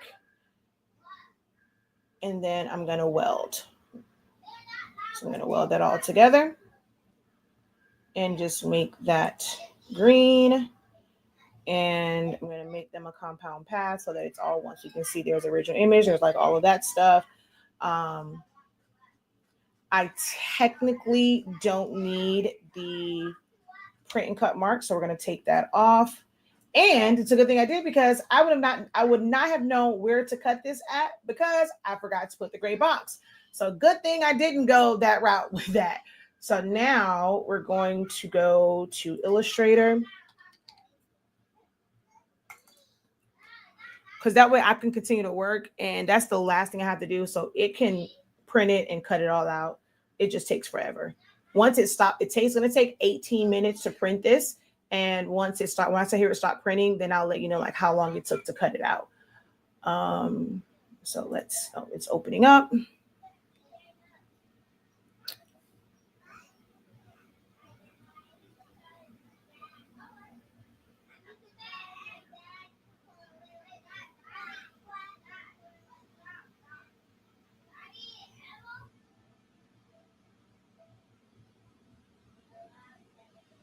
All right, well, while that's going, one of the things that I will, talk about is just kind of like me. I actually said this morning in my morning meetup call. That is an entrepreneurship community that I'm in, just to be around other entrepreneurs who actually talk. No tea, no shade. No shade. But being in a community where there's people that actually talk and they talk about their business, and I like it for that. I'm not going to say I always like have things that I apply directly to my business. It also helps me being in that community where I don't feel like I do feel like some entrepreneurs, when they are not where they want to like ideally be at, or they feel like the growth isn't there, like they don't appreciate or even know how to identify the things that they're actually doing right? Because you're not in communities where you're hearing other people talk and like their struggles, and you realize, okay, well, what I'm going through isn't that bad. Oh, okay, I was doing that. Like, you're just in your own head about your thing, right? So with me being in an entrepreneurship like type community, whether it's David that says something and it's like, oh, okay, I'm already doing that. Like, this is somebody who like either him or like guests or even like people in just the community. We have like breakout sessions and things like that. And they'll suggest something, or they're doing something. It's like, oh, I'm actually on the right track. Like, not beating myself up like all the time, because I'm not always seeing the numbers I want to see. I don't always see the engagement. You guys know I'm very, very open and transparent. Some people don't like it. It's like, oh, Shakeya, stop harping on that. They're going to stop watching you. Like, I talk about my frustrations. Like, yes, your frustrations in your business is going to be different because you're dealing with the end client, but it doesn't mean that you don't experience frustrations. So by me expressing my frustrations with the primary part of my business, which is the teaching part, having followers, having students that are not engaged, they're not opening their mouths. Like, that's a frustrating part of business for me because that is my primary business. Making the items and stuff like that, or having to deal with printers and printer issues or cutting issues and computer issues, that's not like the main part or the bulk of like our revenue and things like that. Like, I do these things, I do them to kind of just keep my skills up. It gives me content to be able to show, because I can't be like some where they're showing the testimonials of their students, because for some reason y'all don't like to share testimonials with me and your wins and what you learned. So I can't show that. So me just kind of doing projects, this is the stuff that you guys want to learn. I sometimes seek it out when I know that I need content to like actually present. So I can show you a decal, I can show you like what's trending with the cups and things of that nature. So I'll do stuff like this. But at the end of the day, I want to help you reach your goals. But if people aren't communicating their goals with me, I don't know what that is. That's a frustration. Like, that's frustrating for me. So, and I'm pretty sure you guys have your own frustrations. Do we have to have the same frustrations in entrepreneurship? Absolutely not. Wait, did I not save it? Because I still see what's names here. Cancel. I don't think I saved it. So we don't have to have the same exact frustrations. But we know that there are those in business, it's not peaches and cream. They have some sort of frustration in their business. And that's one of the things that I do love about being in an entrepreneurship community like the morning meetup. And when I was in like actual CEO and stuff like that, is because it allows me to see that I'm not the only one that has issues like in business, on whatever level it is. And so I had spoke up, and I was letting, and her, actually it's crazy because her name is kind of like mine, just missing the A. Her name is Auntie Shakeya. And when I first joined the community, she was hosting like the day-to-day stuff. And that was the first name that I heard. And I was like, okay, I may have found my people, because to have someone like Auntie Shakeya, and my mother-in-law calls me that. So I was like, okay, this is a good place. And baby, my mother-in-law, wherever she is always a vibe. And she's connected with God. So when I felt like it was just God, it was everything just lined up, because to have someone in there, their name is Auntie Shakeya, and that's literally what my mother-in-law calls me. She doesn't say Shakeya. So I like that community. And so she was saying some stuff today, and I was just like, well, social media, although we use social media for our businesses, it's the first word is social. People are there to be social. They're there to be entertained. And you have to strategically figure out a way to weave in the social and the entertainment with the business. So well, how am I keep going here? She was like, you know, she was trying to figure out how to incorporate the footage that she has from being at Podcast Summit to make it relate to her business. And I'm like, make sure that you're seeking out the things that's really going to help your business. So if it's an interview, if it's a, you know, a speaker, how is that going to impact your business? And share that with your audience. You know, hey, you know, I went to Podcast Summit. My business is, and they do what's called XYZ statements, you know, explaining what it is. And man, this one speaker spoke to this issue that I've been having with getting new clients or having people understand, you know, what it like, why they need my service, blah, blah. Like, so you're saying, like, you're talking to the fact of you learn something that's going to help you in your business, but say exactly what your business is. So it's like, okay, they're in for your experience, but they also now are introduced to like what you do as a business. And if they're interested in that, they can contact you. So I like my community for that, because I tell like I don't have a problem being very vulnerable. One of the reflections that I had after this morning session, because it's pretty early in the morning, so my reflections and things like that that's okay, typically tend to happen after the session.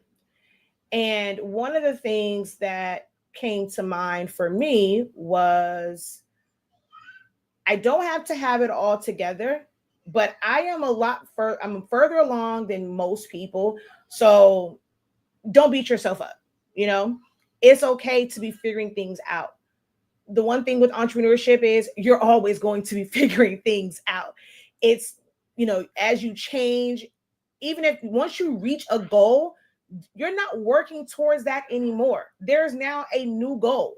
And a new goal is going to bring more frustrations. Like, it's gonna bring the frustrations. And I had to embrace that. And I'm like, I'm growing, I'm changing, I'm figuring out things, I'm like adjusting my academy. It's so many like moving parts to it. And I can't look at it as if like I'm behind or I'm growing. And I have, you know, with growth, sometimes things become uncomfortable.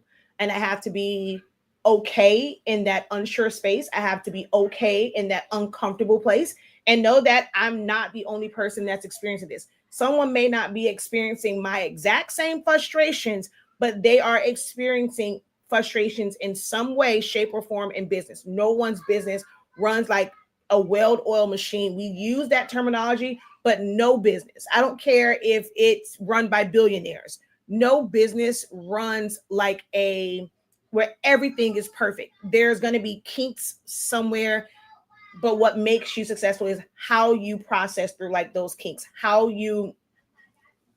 This is going to cut. I'm not going to cut this. I just noticed that this is really close to that line. How do you process through like, and, you know, navigate through those kinks? Are you equipped to quickly fix that kink and do it efficiently? Or is it something that's going to completely derail you? Is it something that's going to throw you off track? Is it going to be something that's going to want to make you give up because you're not willing to truly figure out like, how do I come out on the other side of this, on the positive side? That's, to me, the true characteristics and what makes a successful entrepreneur is you don't let those things get to you. When I'm frustrated, I express my frustrations. It allows me to identify exactly what the issue is. And once I can identify or what I think the issue is, now let's work on a solution.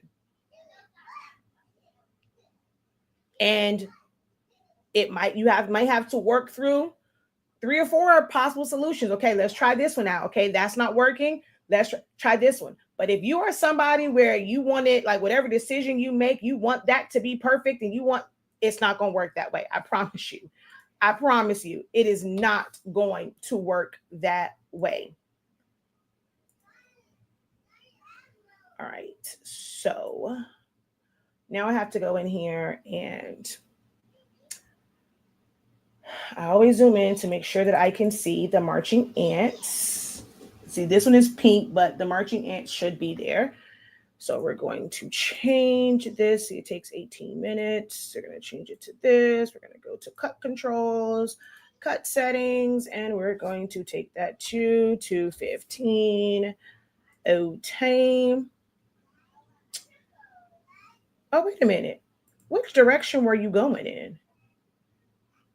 Oh, okay. It was in the right direction. I was like, wait a minute now, homie. Wait a minute. And print. I only need one.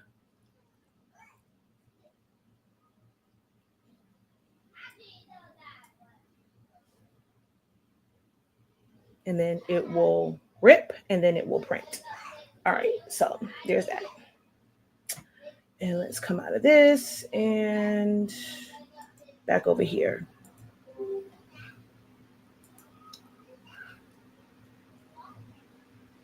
All right, I can close out these because I'm not using this. No.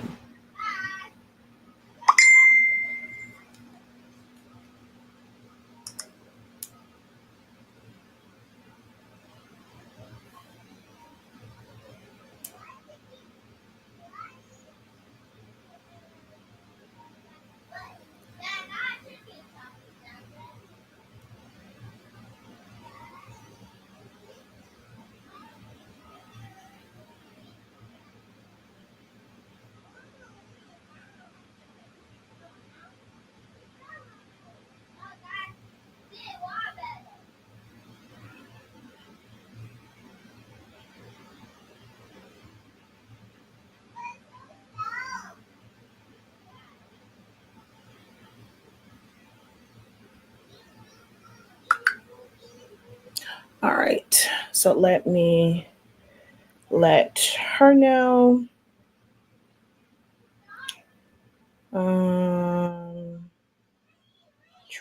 Trina.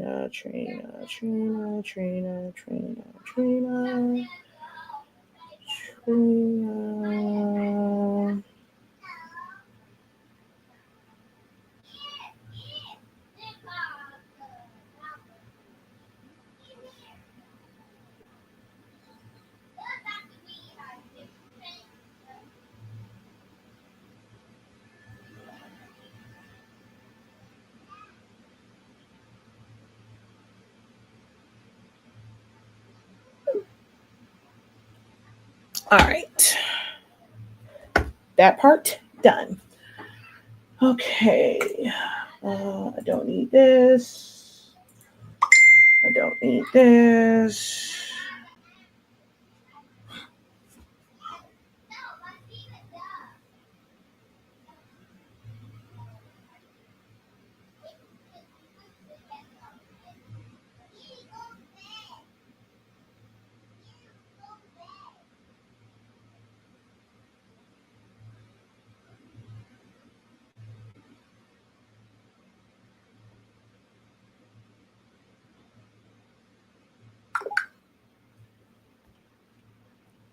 Okay. Nope. Don't need to save that. This was pretty cool. I'll share my screen. I'll let you guys see this part. Let me go back to my screen.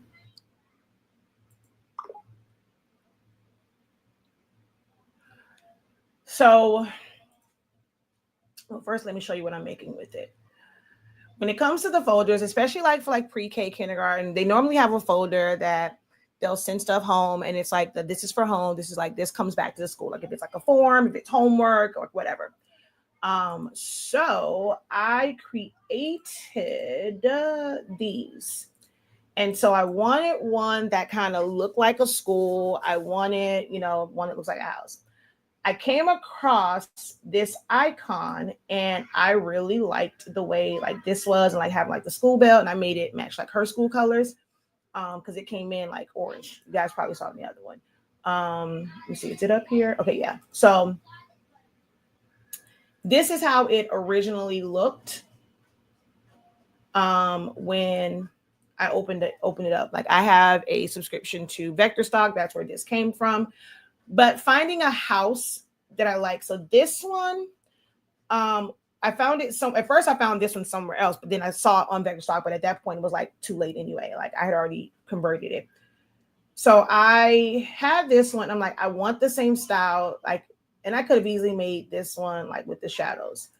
But I was like, I want that same style. So I will show you guys how I made this house to mimic the school so that they look the same on the stickers, right? It's like the same vibe.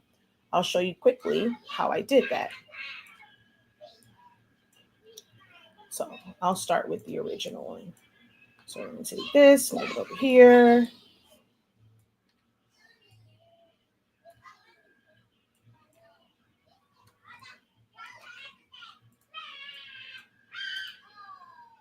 Group,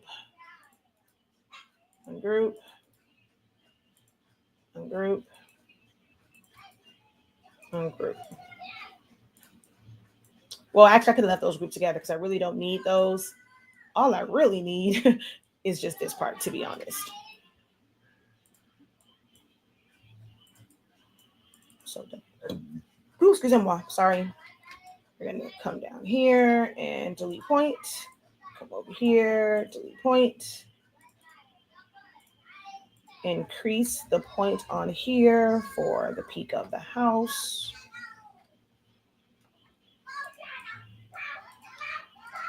And then we are going to offset to determine how much space I want. I'm going to take this, put it right there in the middle. And then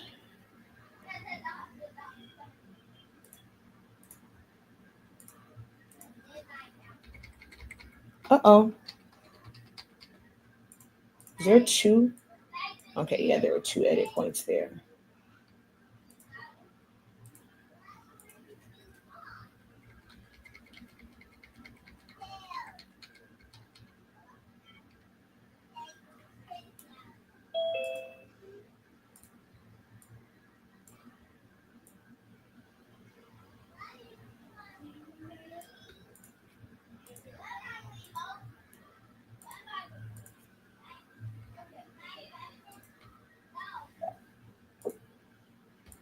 Hello, welcome, welcome. Feel free to chime in anytime you want.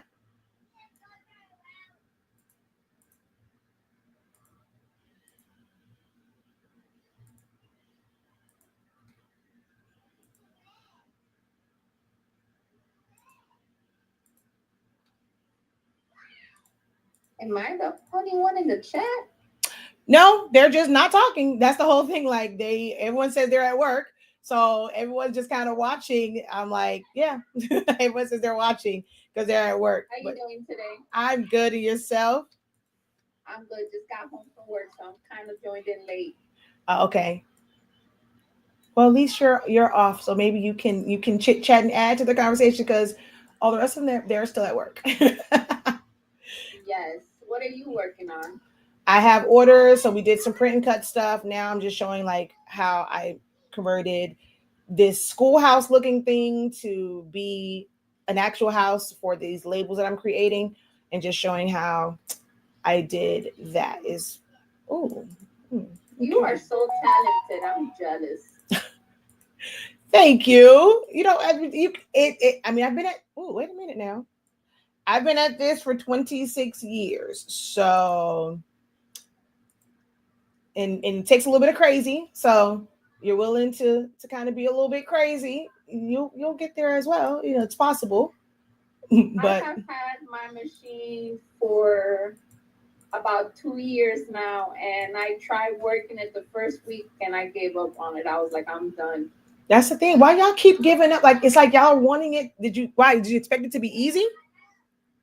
No, you know what it is? I'm used to the Cricut. Hold on, before you say anything, I know you're not a big Cricut person. I love Silhouette Studio. That's mainly what I use to design all my stuff. I only use Cricut to cut, but I hate the fact that Cricut is so limited to sizing. That's like the main issue that I have. So that's what made me buy the Silhouette Cameo Pro, because I could cut bigger size, and it just the print and cut is the main reason why I got it, and it didn't work for me. I have looked at 1,000 videos, I've done research, I looked at tutorials, and then I came across your page on TikTok. So I've been following you on TikTok for a while, but half of the time when you join, you're either not on the phone or you're not on live. So I've been missing a lot of your life assessments. But as soon as I heard that you was doing classes for the print and cut, I was like, oh, I have to register for that. Awesome. Look forward to seeing you tonight. Yes, I'll definitely be there. I got all my materials ready. Awesome, awesome, awesome. Thank you so much for that. I know, I can't wait either. I'm excited. I told my husband, I was like, yeah, I finally get to get one-on-one classes with somebody that's professional at this. I can finally learn how to do print and cut with my machine. Because he was telling me to sell it. He's like, you might as well sell it. You're never going to use it. I was like, no, I'm going to learn how to use it. Oops. And this part I messed up. I meant to do the window first before I did the shadow. Actually, you know what? Instead of doing that, I'm just going to redo my shadow. But good. I'm glad that you were able to get in, especially at the beginning, to where, you know, you'll be able to experience it all and not have to just watch it on the playbacks of it. So glad that you were able to get in the room before we officially kick off. I know when I seen you advertise it, I kept telling myself, I was like, don't forget to register. Don't forget to register. There we go. So that's how I created the house version. Well, the door is smaller, but it's going to go on these labels so I can put them inside her pocket folders. And one side says return to school. The other side says keep it home. So. And this is for an order?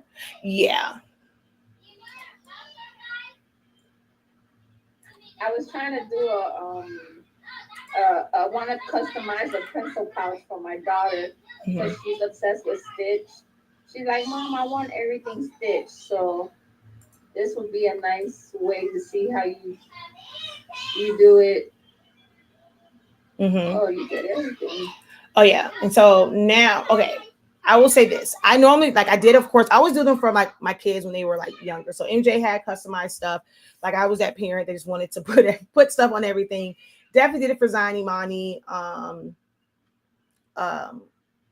And so now my little cousin is going into pre-K. So of course I did her set because her mom was like, hey, I got some Mario stuff. Can you customize it for me?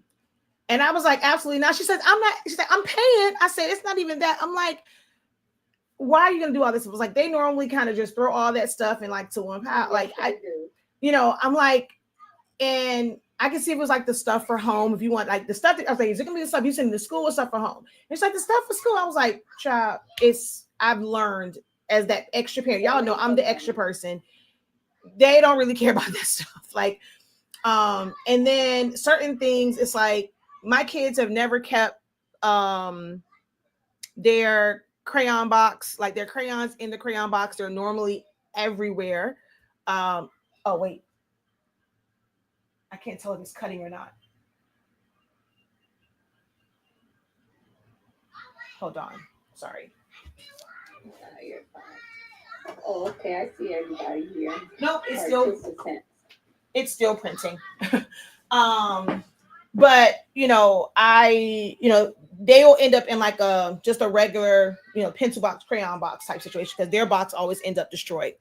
So I was like, okay, that's kind of a point. That's a waste, But then she's just like, oh no, I really want to. She's like, she has like all this unicorn stuff. I was like, okay, fine.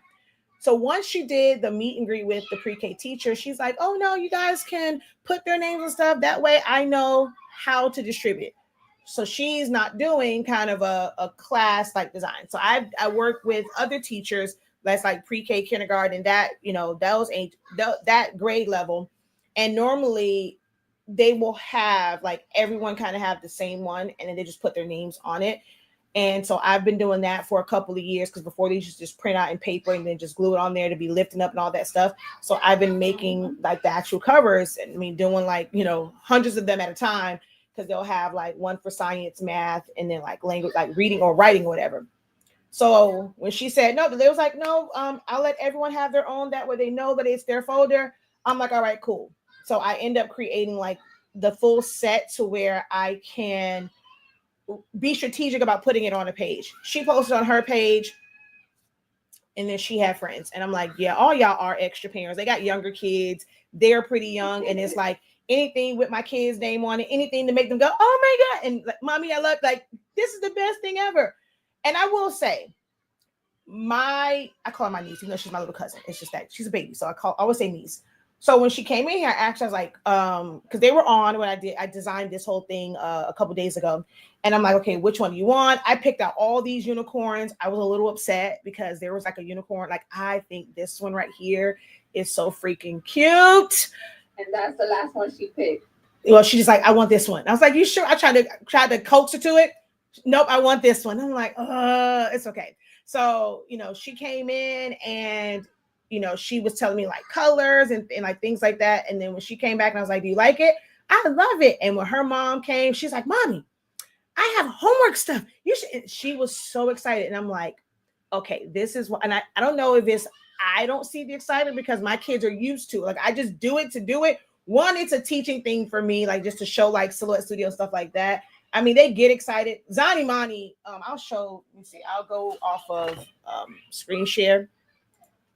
So Zani Mani put together all the elements for his. Well, this is his character. We have a company called Zip Learning. I'm actually working on some stuff for that. So this is a cartoon illustration like of my baby.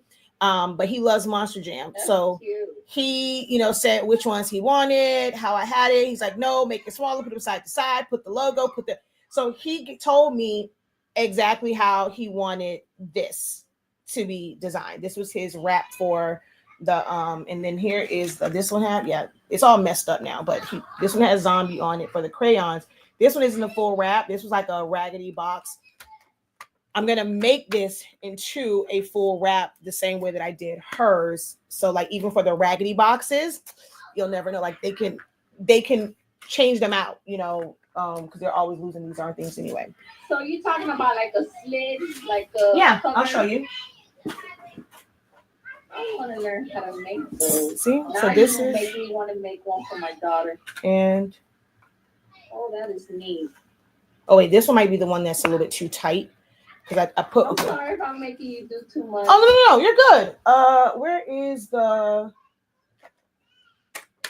I have one of these set up already. Where did it go? It's hard to keep up with stuff when you got so many stuff in your craft room. Yeah. Oh yeah. Yeah. See, this one I glued it not on the. You know what? I got a bunch of them in here because I was doing content. So I'll just use one of the 30,000 ones I already have in here that's not glued. Oh.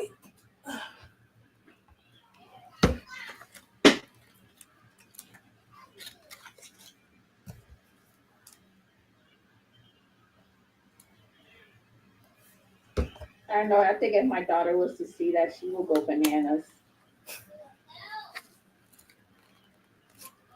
I was just about to ask for that. Do you have like a file of templates that you sell for like the stuff that you're showing now? This is backwards. So the sleeve, technically no. Okay. The other, like I didn't put it out there. So all the other items, the only way to get the templates was through my Canva design class. Okay. For the Canva, I will say that for the Canva ones. But for those who had access to the template vault, they are in there. That was something I released a couple years ago, and every once in a while I do add some stuff to it. These were all added to the template vault. So that's how you'll get them, but I don't sell them a la carte. How much is the template book? $83.65. It's like a bunch of different things in there. I'm gonna have to invest in that. And only reason this one technically isn't in there just yet. I was still kind of tweaking and working, but now, okay, hold on. See, I can take it out. So if they mess up a box, you can always put another one in there. But hers, I also, what makes it to me, these boxes are not that great and they can like rip really easily. So hers, it's not the sleeve. Like, oh my gosh, it depends on the age of the kid. Where is the? It's a whole. Where is it?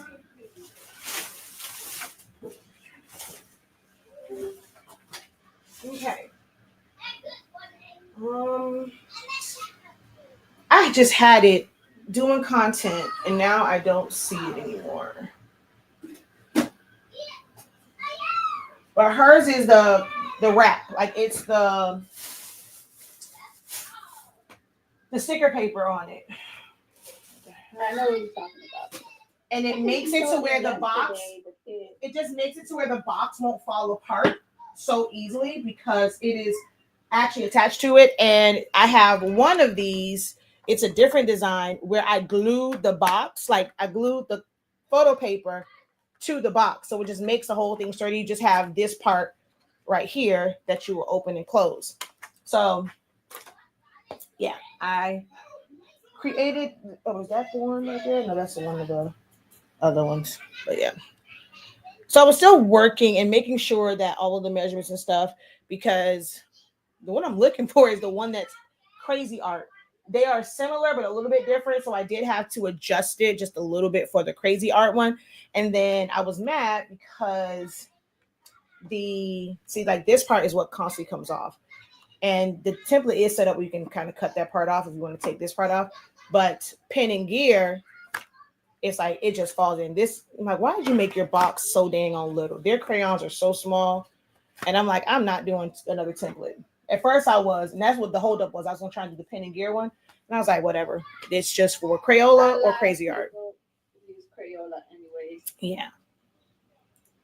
So, hold on, let me bring the chat back up.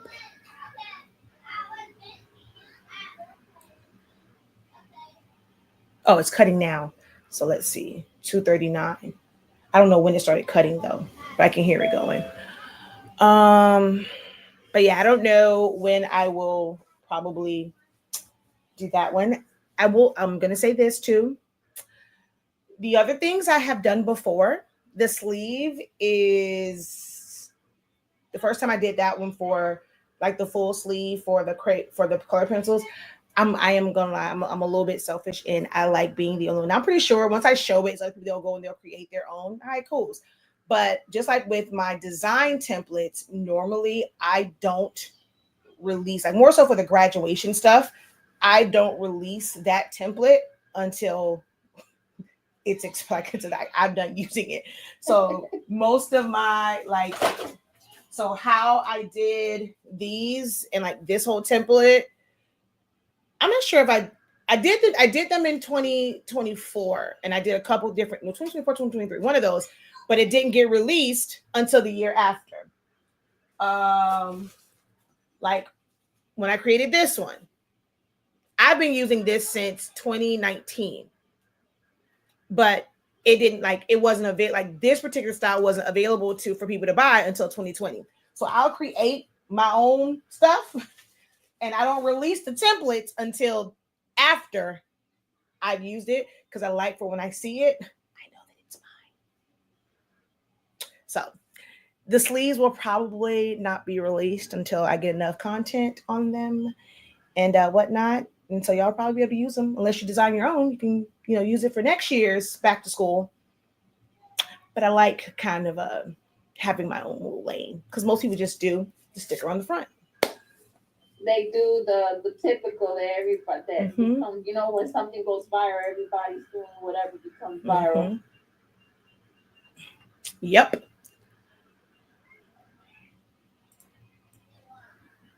All right, so let me go back over here. But I have to, and so I think she just texted me too. I'm like, girl, I know you have school on Monday. It's Friday. We have Saturday. We have Sunday. When I was like, when I first started, I'm like, I have a canvas bag that I have to design for, but that one is easier because her theme is composition, and I'm just going to take. So I already have some designs that are composition based. So I'm just going to take those elements and put them on the canvas bag. Um, and actually, let me tell her, you never sent me no pictures to be rushing me, ma'am. Hold on. So I have a question Go about the ahead. nice classes. Are, whatever you're teaching in reference to calibrating the mats and everything you're gonna teach, I'm gonna be able to do it with the Cameo Pro. Hold on. 1 second. You Yes, ma'am. said pictures on it and then never sent any. Oh, shoot. I put this in the wrong spot. Select all, copy, and paste.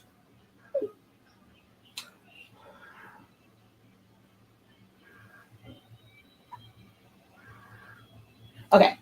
Um, so I believe I answered that one also like last night. The Pro is a different beast.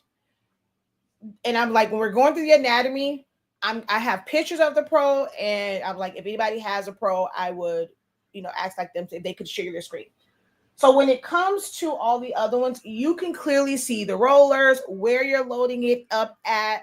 You can see you can see all that stuff. The Pro, it's low and it has that weird like little block.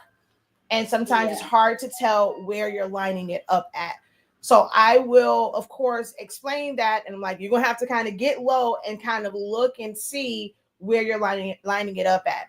It is going to be a little bit harder for the Pro people because it's not just kind of put it on the line, load it. So that took uh 5 minutes. 5 minutes to cut out. It was how many of them? Uh Wait, 3, 4, 5, 6, 7, 8, 9, 10. 5 minutes to cut freaking 10 decals. It would have been done on the Cameo. So for those one like, why would you go and do that? Or why would somebody use a separate cutter, especially with the roll-in, how it cuts, and like 4 of them had internal cuts, it takes forever. 5 minutes to cut that one sheet. So that's why I print it and bring it over here, because it normally doesn't take me that long. It's like cut out all that stuff, and by the time that's done, these would have been cut. So anywho, but back to your the original question. So we're gonna go through the anatomy. Like tonight is orientation. We're gonna go through the anatomy, like all those different things.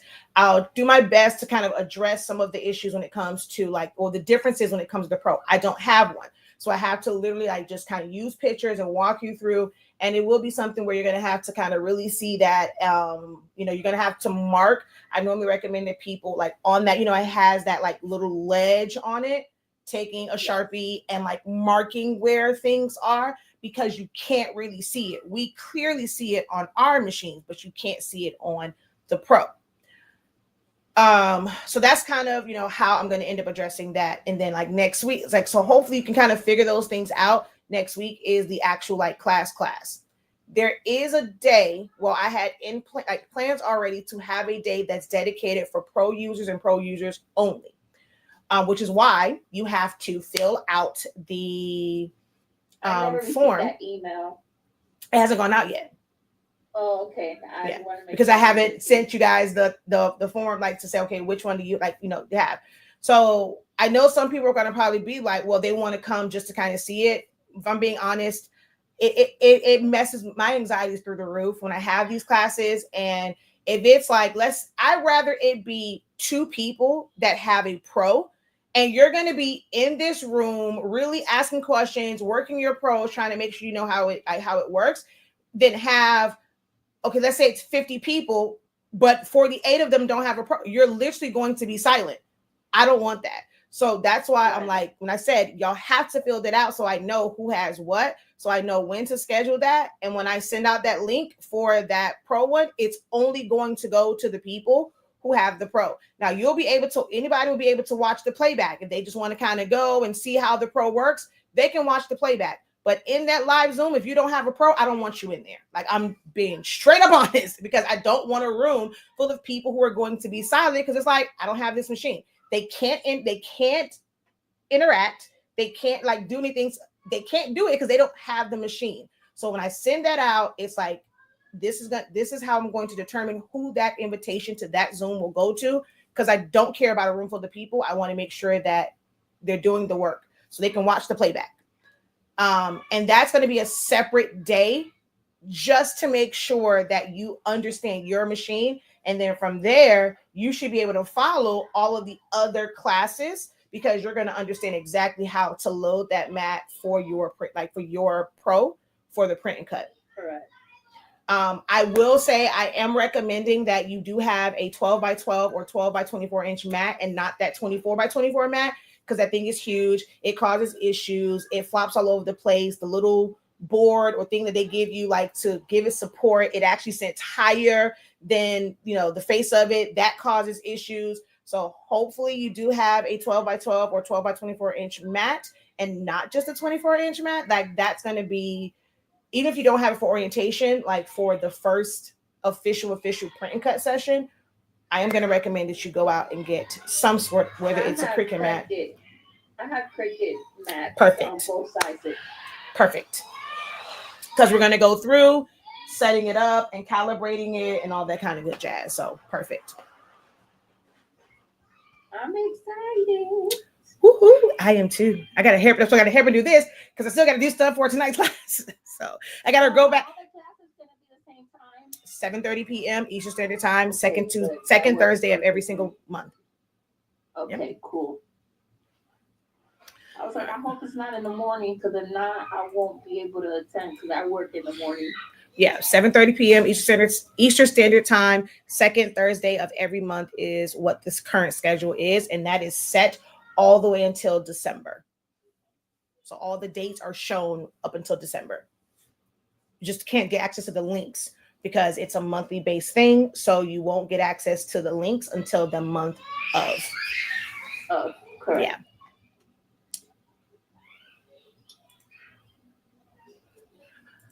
But you can, everybody else is still at work. So since you're off, you're more than welcome. And I told them they can even comment in the chat. So you're more than welcome to ask any questions that you want as I'm going through and designing this Care Bear set, because that's the next design that I have to work on is with Care Bears. Oh, those are cute.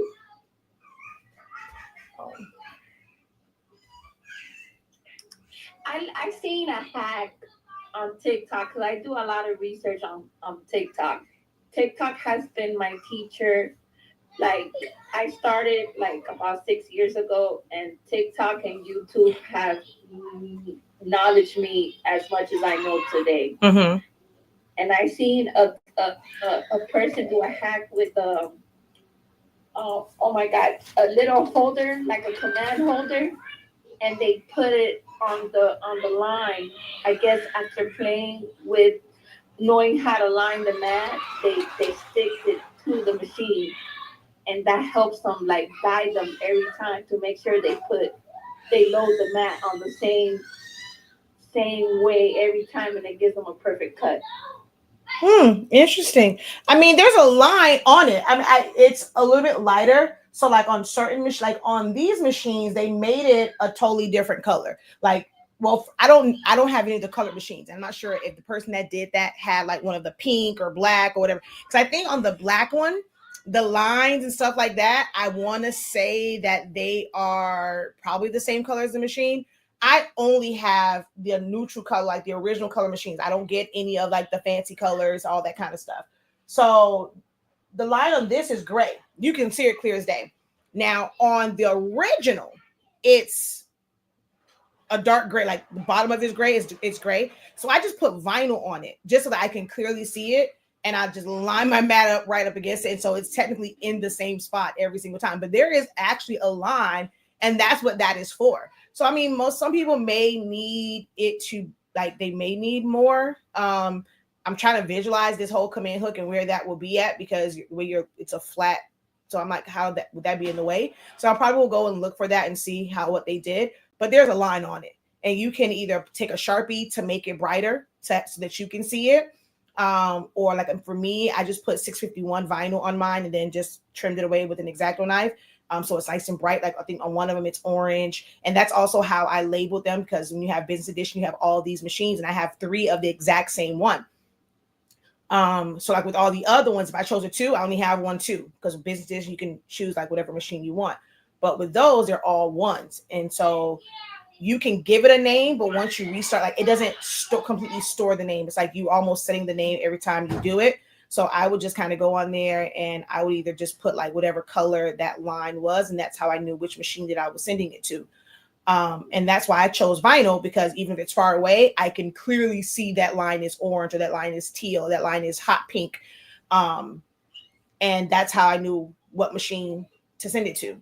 So you can always, like, there's whatever works for you is what you do. And if you see a hack and you're like, oh, this is interesting, I would like to try this out, try it out. And if it doesn't work for you, it's not that it's a bad hack. It just doesn't work for how you operate and maneuver. Right. Yeah.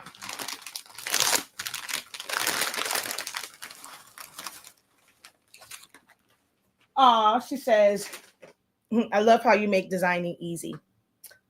I mean, you make it sound like a piece of cake. It's a lot of practice. I practice on things that don't have orders.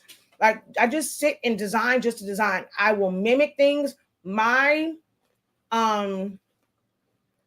crash course in designing, I took pictures of these like posters outside of this place called Round One. And I used that as the inspiration.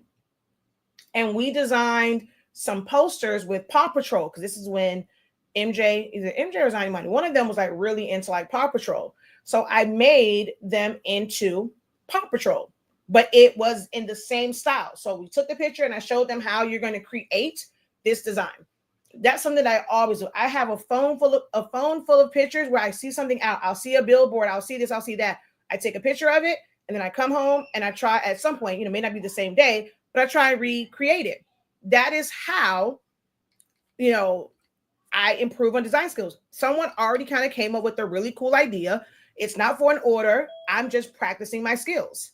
So I just copy it and see if I can replicate what's there. That's the best thing that you can do to get better. And as you're working on somebody else, like replicating it, there will be times where you'll use part of those like techniques in a design, and it just makes it easier to do it.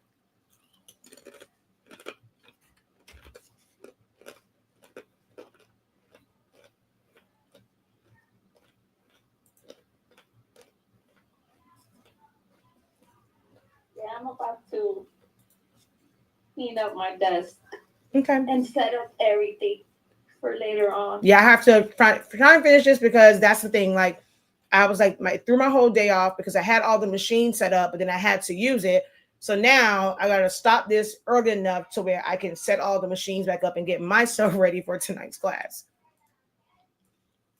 You manage your time really well. No, I don't. No, I don't.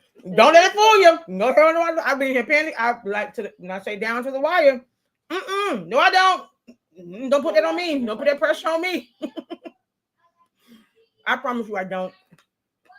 I'm so last minute. That's me. And right now I have a 75 shirt order for a family reunion. Oh, I love it. And luckily I'm almost done, because I'm one of those people that wait to the last 2-3 days. Was it sublimation or something? It's been print and cut. I use a printable vinyl from Aviva wholesale store. Next time, please get transfers. Get screen print transfer. They have full color transfer. 75. It would have cost you way less money, and it would take you way less time. You do your design, you submit it to them, they send it back, you press it in 7 seconds. That 75 shirts. What website? There's a couple of them. You have like 613 Originals, you have FM Expressions, you have TKO Sales. So it's screen print transfers, and they have a full color. So it's not DTF, it's screen print transfers. And some people get like sticker shocked when they see like, okay, like the setup fee is like $80, right?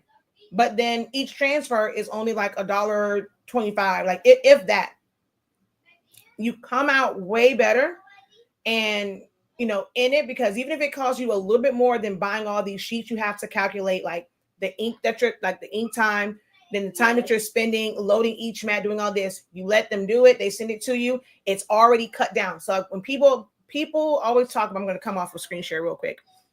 People always they're raving about DTF, and don't get me wrong, DTF has its place, but if I'm doing a bunch of shirts, I ain't got time for DTF, because you're getting these gang sheets and it's all in this one. Now I have to take time to cut this ish down. Lies you tell. I'm gonna order screen print transfers every single time, because they are going to come pre-cut. I'm going to take that sucker, put it on there, press it for 7 seconds, and going on about my business. I don't know why I didn't think about that. And I ended up wasting, I gave the customer a certain price, and I ended up kind of messing myself at the end, because the transfer tape that I was using to lift up the screen print, the printable vinyl, it wasn't lifting the small detail images. So I had to end up using HTV. So I ended up using hella material. I mean, I still made some profit, but I could have made way more. But it's my first big order, so you live and you learn. Yep. You learn from your mistakes. Yep.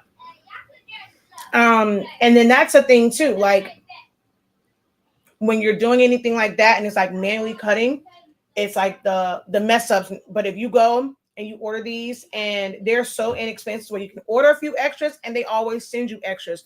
So you might end up messing up a shirt, but you don't have to then go, like you said, buy more vinyl, cut that out, weed that out, do press and go.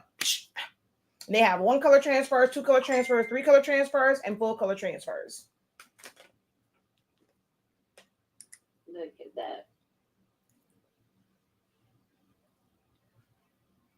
Yeah, and I came through a lot of oops through the process.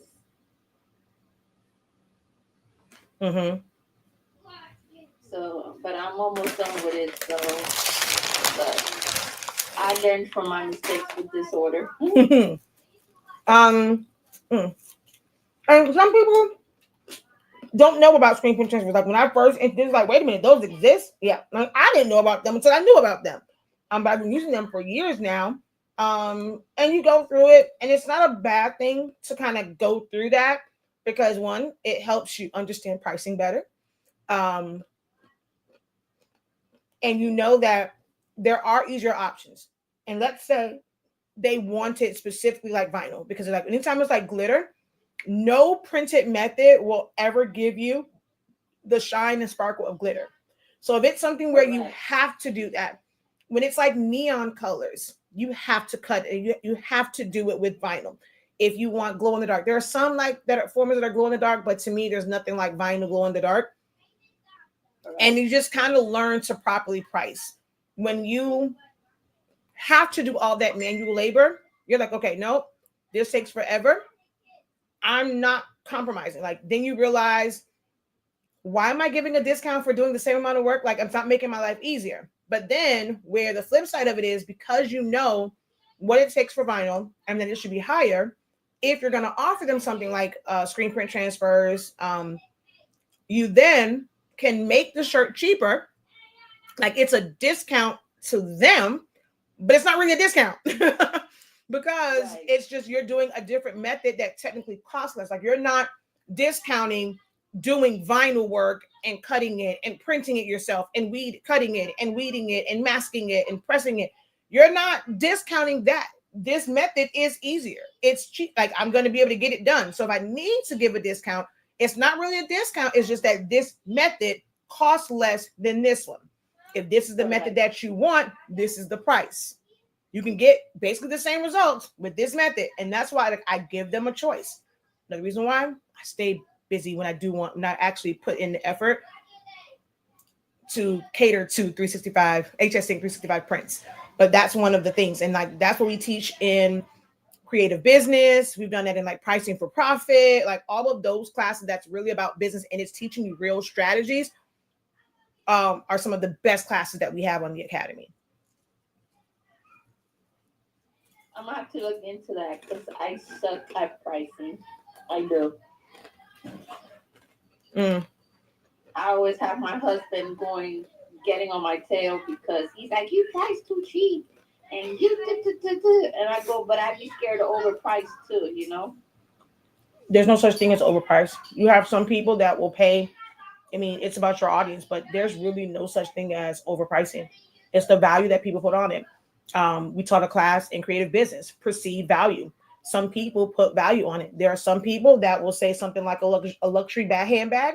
Oh, that's overpriced. I'm not paying that much for a purse that's going to have a bunch of receipts in it. Like, I'm going to drop these receipts in here. I'm going to put this, like, it's going to hold lip gloss and receipts. Just like, why would I pay all this money? But it's the perceived value for someone else. But someone who doesn't have it is going to say, oh, no, that's overpriced. Right. Someone will go and say, okay, well, we are done eating eggs because there's no way I'm paying that amount. That is too much money for eggs. They consider it to be overpriced, but the stores don't. And with what's going on, so for them, this is what we need to be able to run business, to pay our workers, to pay, to keep the lights on, to keep, maintenance on machines. This is what it requires. So there's no such thing as something being overpriced. Is it matching the value? Like, do your customers value things higher or lower? Like, and that's what you kind of just have to go off of, knowing your audience. Who are you speaking to? Who are you spending time catering to? If you want a clientele that spends more, are they really checking for Facebook posts? And are they buying off of the stuff that they see on Facebook? Or are like, you have to be in their face. You have to be in their space. Like you have to really do work to get the clientele that you want. And sometimes it's getting that one client, and then now it's word of mouth for them to all of their high value, they always say like, what they call them, like high value men, high value women, like they're telling all of their friends that are not going to penny pinch. But if you are talking 90% of the time to people who are trying to penny pinch and they don't splurge on anything, they don't have disposable income, you can go and say it's $5. If they ain't got $5, guess what? You're overpriced. Correct. That makes a lot of sense. So those types of mindset shifts is what we do in creative business. That the new semester for that starts more so at like the end of the month, more like September-ish, because I haven't been able to like roll it out. It's $43.65 for the $53.65 for the first month. And I think we dropped it to $43.65 every month thereafter. Okay, that's a good. For the way you teach, it's worth paying the price. It was $93.65, $95.63, but I know for some, if they're just starting out, even though my value is amazing, it can be harder. Like, in your mind, it's like, I'm not even making that right now. We're going to find that extra. So for the beginner one, we're dropping that. And then like level 2, it will be where, because you should have a little motion, be making some money. So when we really get into the nitty gritty of it all, that's going to be a higher tier. But so for beginners and those who just kind of need a little bit of help, giving you a little bit of like, a lower entry barrier of entry. And so you can at least get some motion and get some money going. But the classes now, before we did 20 weeks, we're not doing 20 weeks again. You're paying less. I'm not going to say I'm going to give you less value, but it won't be as much. I'll give you just enough for you to make some money, make some moves, get some return on investment, and then you'll be ready for the next level. But the people that paid for lifetime access, they are locked in for that one price they paid, but lifetime access no longer exists. But they're locked in and they will get access to it, but everybody else will kind of just move with level 1, level 2, and then probably like level 3. So. Okay. So that's how that goes.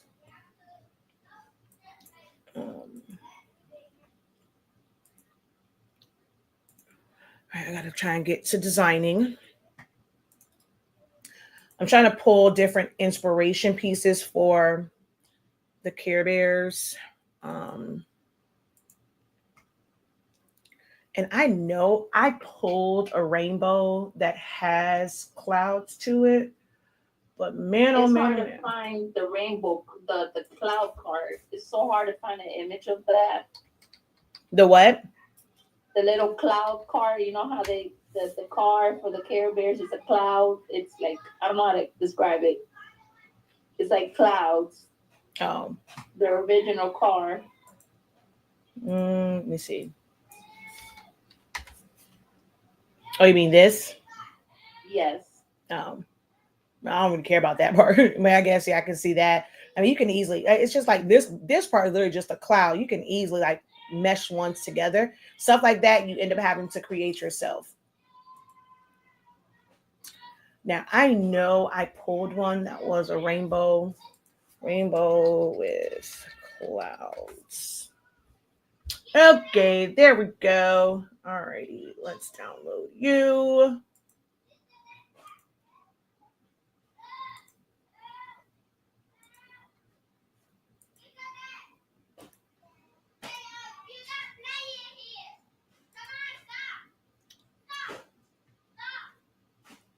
All right, I'm going to end the Facebook one. No one's over there, so let's end that one. All right. And I guess I'll share with you guys where I'm at right now. I'm on what's called PNG tree.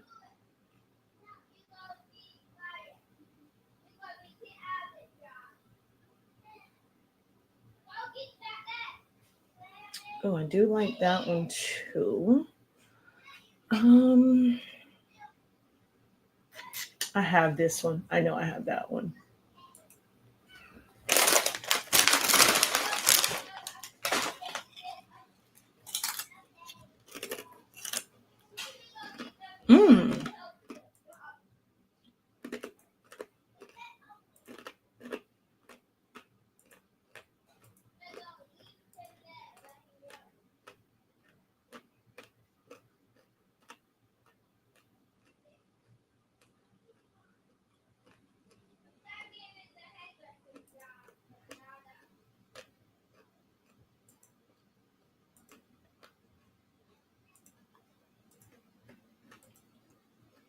I don't ever like keep searching trying to find the perfect one.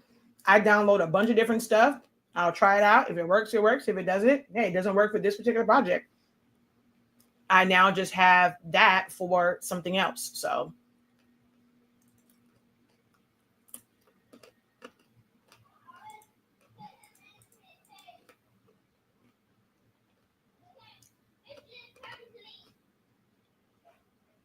all right. I mean, those are a little bit wider though. I do like this color. I think I want So to the do that. cameo that you say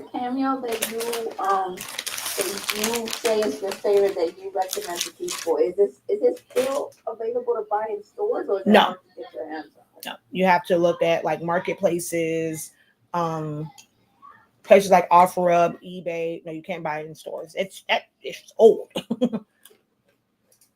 Yeah. And what's the biggest size it cuts? Oh, I mean, I only have 12-inch machines. I don't have my 24-inch is my Caesar. So all of my machines are 12-inch machines. The 3, the 4, and the 5 have a 15-inch version. And then the 4 and 5 have a 24-inch version. I'm sorry. The 4 doesn't have the 3, or is it the 4? Wait, which one of them? Which one has I think the 3 is when they had the Cameo 4 Pro. They didn't come out with the Pro technically for the 4, if I'm not mistaken. Yeah, they didn't. And they came out with one for the 5 because they had to make some major changes with the Pro. But all of my machines are 12. So the Cameo Pro is considered 3? No, so the Cameo, the Pro, the Pro came out when Generation 3 came out. So with the Cameo 3, is it 4? Which one is it? Hold on. Let me make sure. Because I remember when they came out with the 1, I'm like, oh, yeah, when they came out with the 4, they didn't come out with a Pro version. hold on, Cameo Pro. Oh no, maybe it is the Pro was with the 4. They didn't immediately come out with the Pro for the 5. They released the 12 and the 15. Maybe that's what I'm thinking of. And then eventually they released the Pro.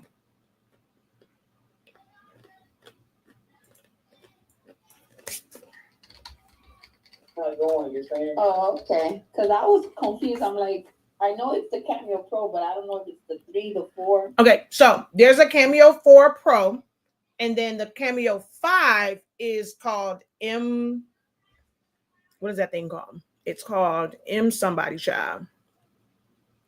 Yeah, so the 4 had the Pro. It's just that when they came out with the 5, they did not immediately come out with a 5 Pro. It came out after the fact, after the 5, 12-inch and 15-inch had been out for a while. And then they came out with the, what's it called? MK2, I think, or something like that. Yeah, MK2. Oh. Yeah. So you have Cameo 4 Pro, which is a 24-inch, and Cameo Pro MK2. Okay, so I have the Cameo 4 Pro. Okay. Yeah.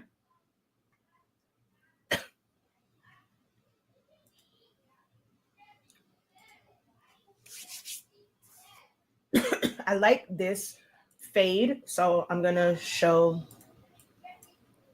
how to make this type of fade, this gradient.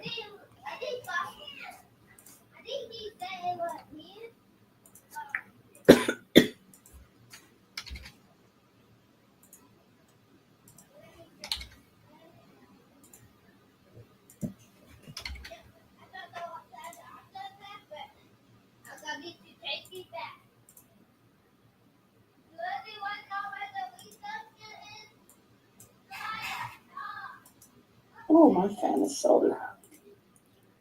All right, and then let's go here. Choose one of these. And I was thinking of getting a Caesar or a Solo Craft. I've never used my Solo. I have one and I've never ever used it. Well, for me, I had a hard time getting the just getting the program to work. Like I kept running into like so many issues, and that just agitated my soul. So I never really worked on that. And look, ooh, that's almost perfect. So how did you do that? You made a palette, a color palette first? Mm-hmm.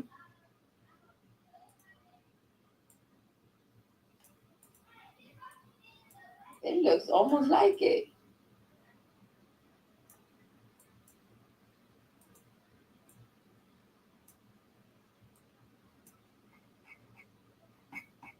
Bam.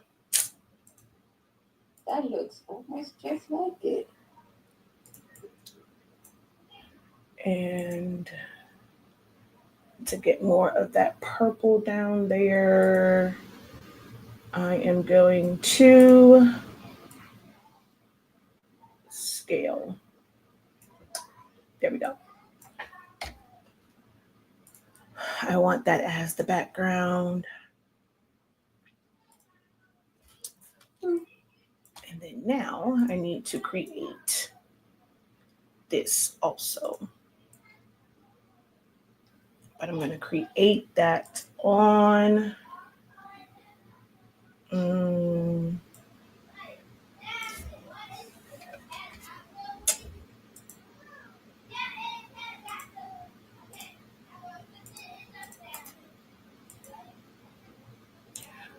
all right, I'm going to go ahead because y'all aren't really asking any questions on YouTube. And if you're not, oh, wait, you guys are seeing it and you're not supposed to be. Oops, remove, sorry. That wasn't for y'all eyes. So y'all did get to see that part. But you guys aren't really engaging. If you're on the Zoom, you can stay on, you'll see it. But I'm going to end the Zoom, end the YouTube one because you guys aren't really saying anything over there. For me to be able to just talk to you while I am working. So thank you guys so very much for watching. We do have print and cut, the actual official orientation tonight. It is an open house. It's free to those who have an account on our 365 Creative Academy website. So no obligations join, but you can come in and get the basic understanding of how print and cut works. And if you wanted to join the workshop, you can. It's only $3.65 per month right now. So you can join us for that. But I'm going to go ahead and log off so I can get this done and then work on my next design and then try and get everything set back up because it is 3 o'clock and class starts at 7:30. I want to have a hard cutoff of all my designing of 5 o'clock. That way I have time to eat and set up for tonight's class. So until next time, guys, have a great one. Continue to unlock your creativity and be incredible. Peace.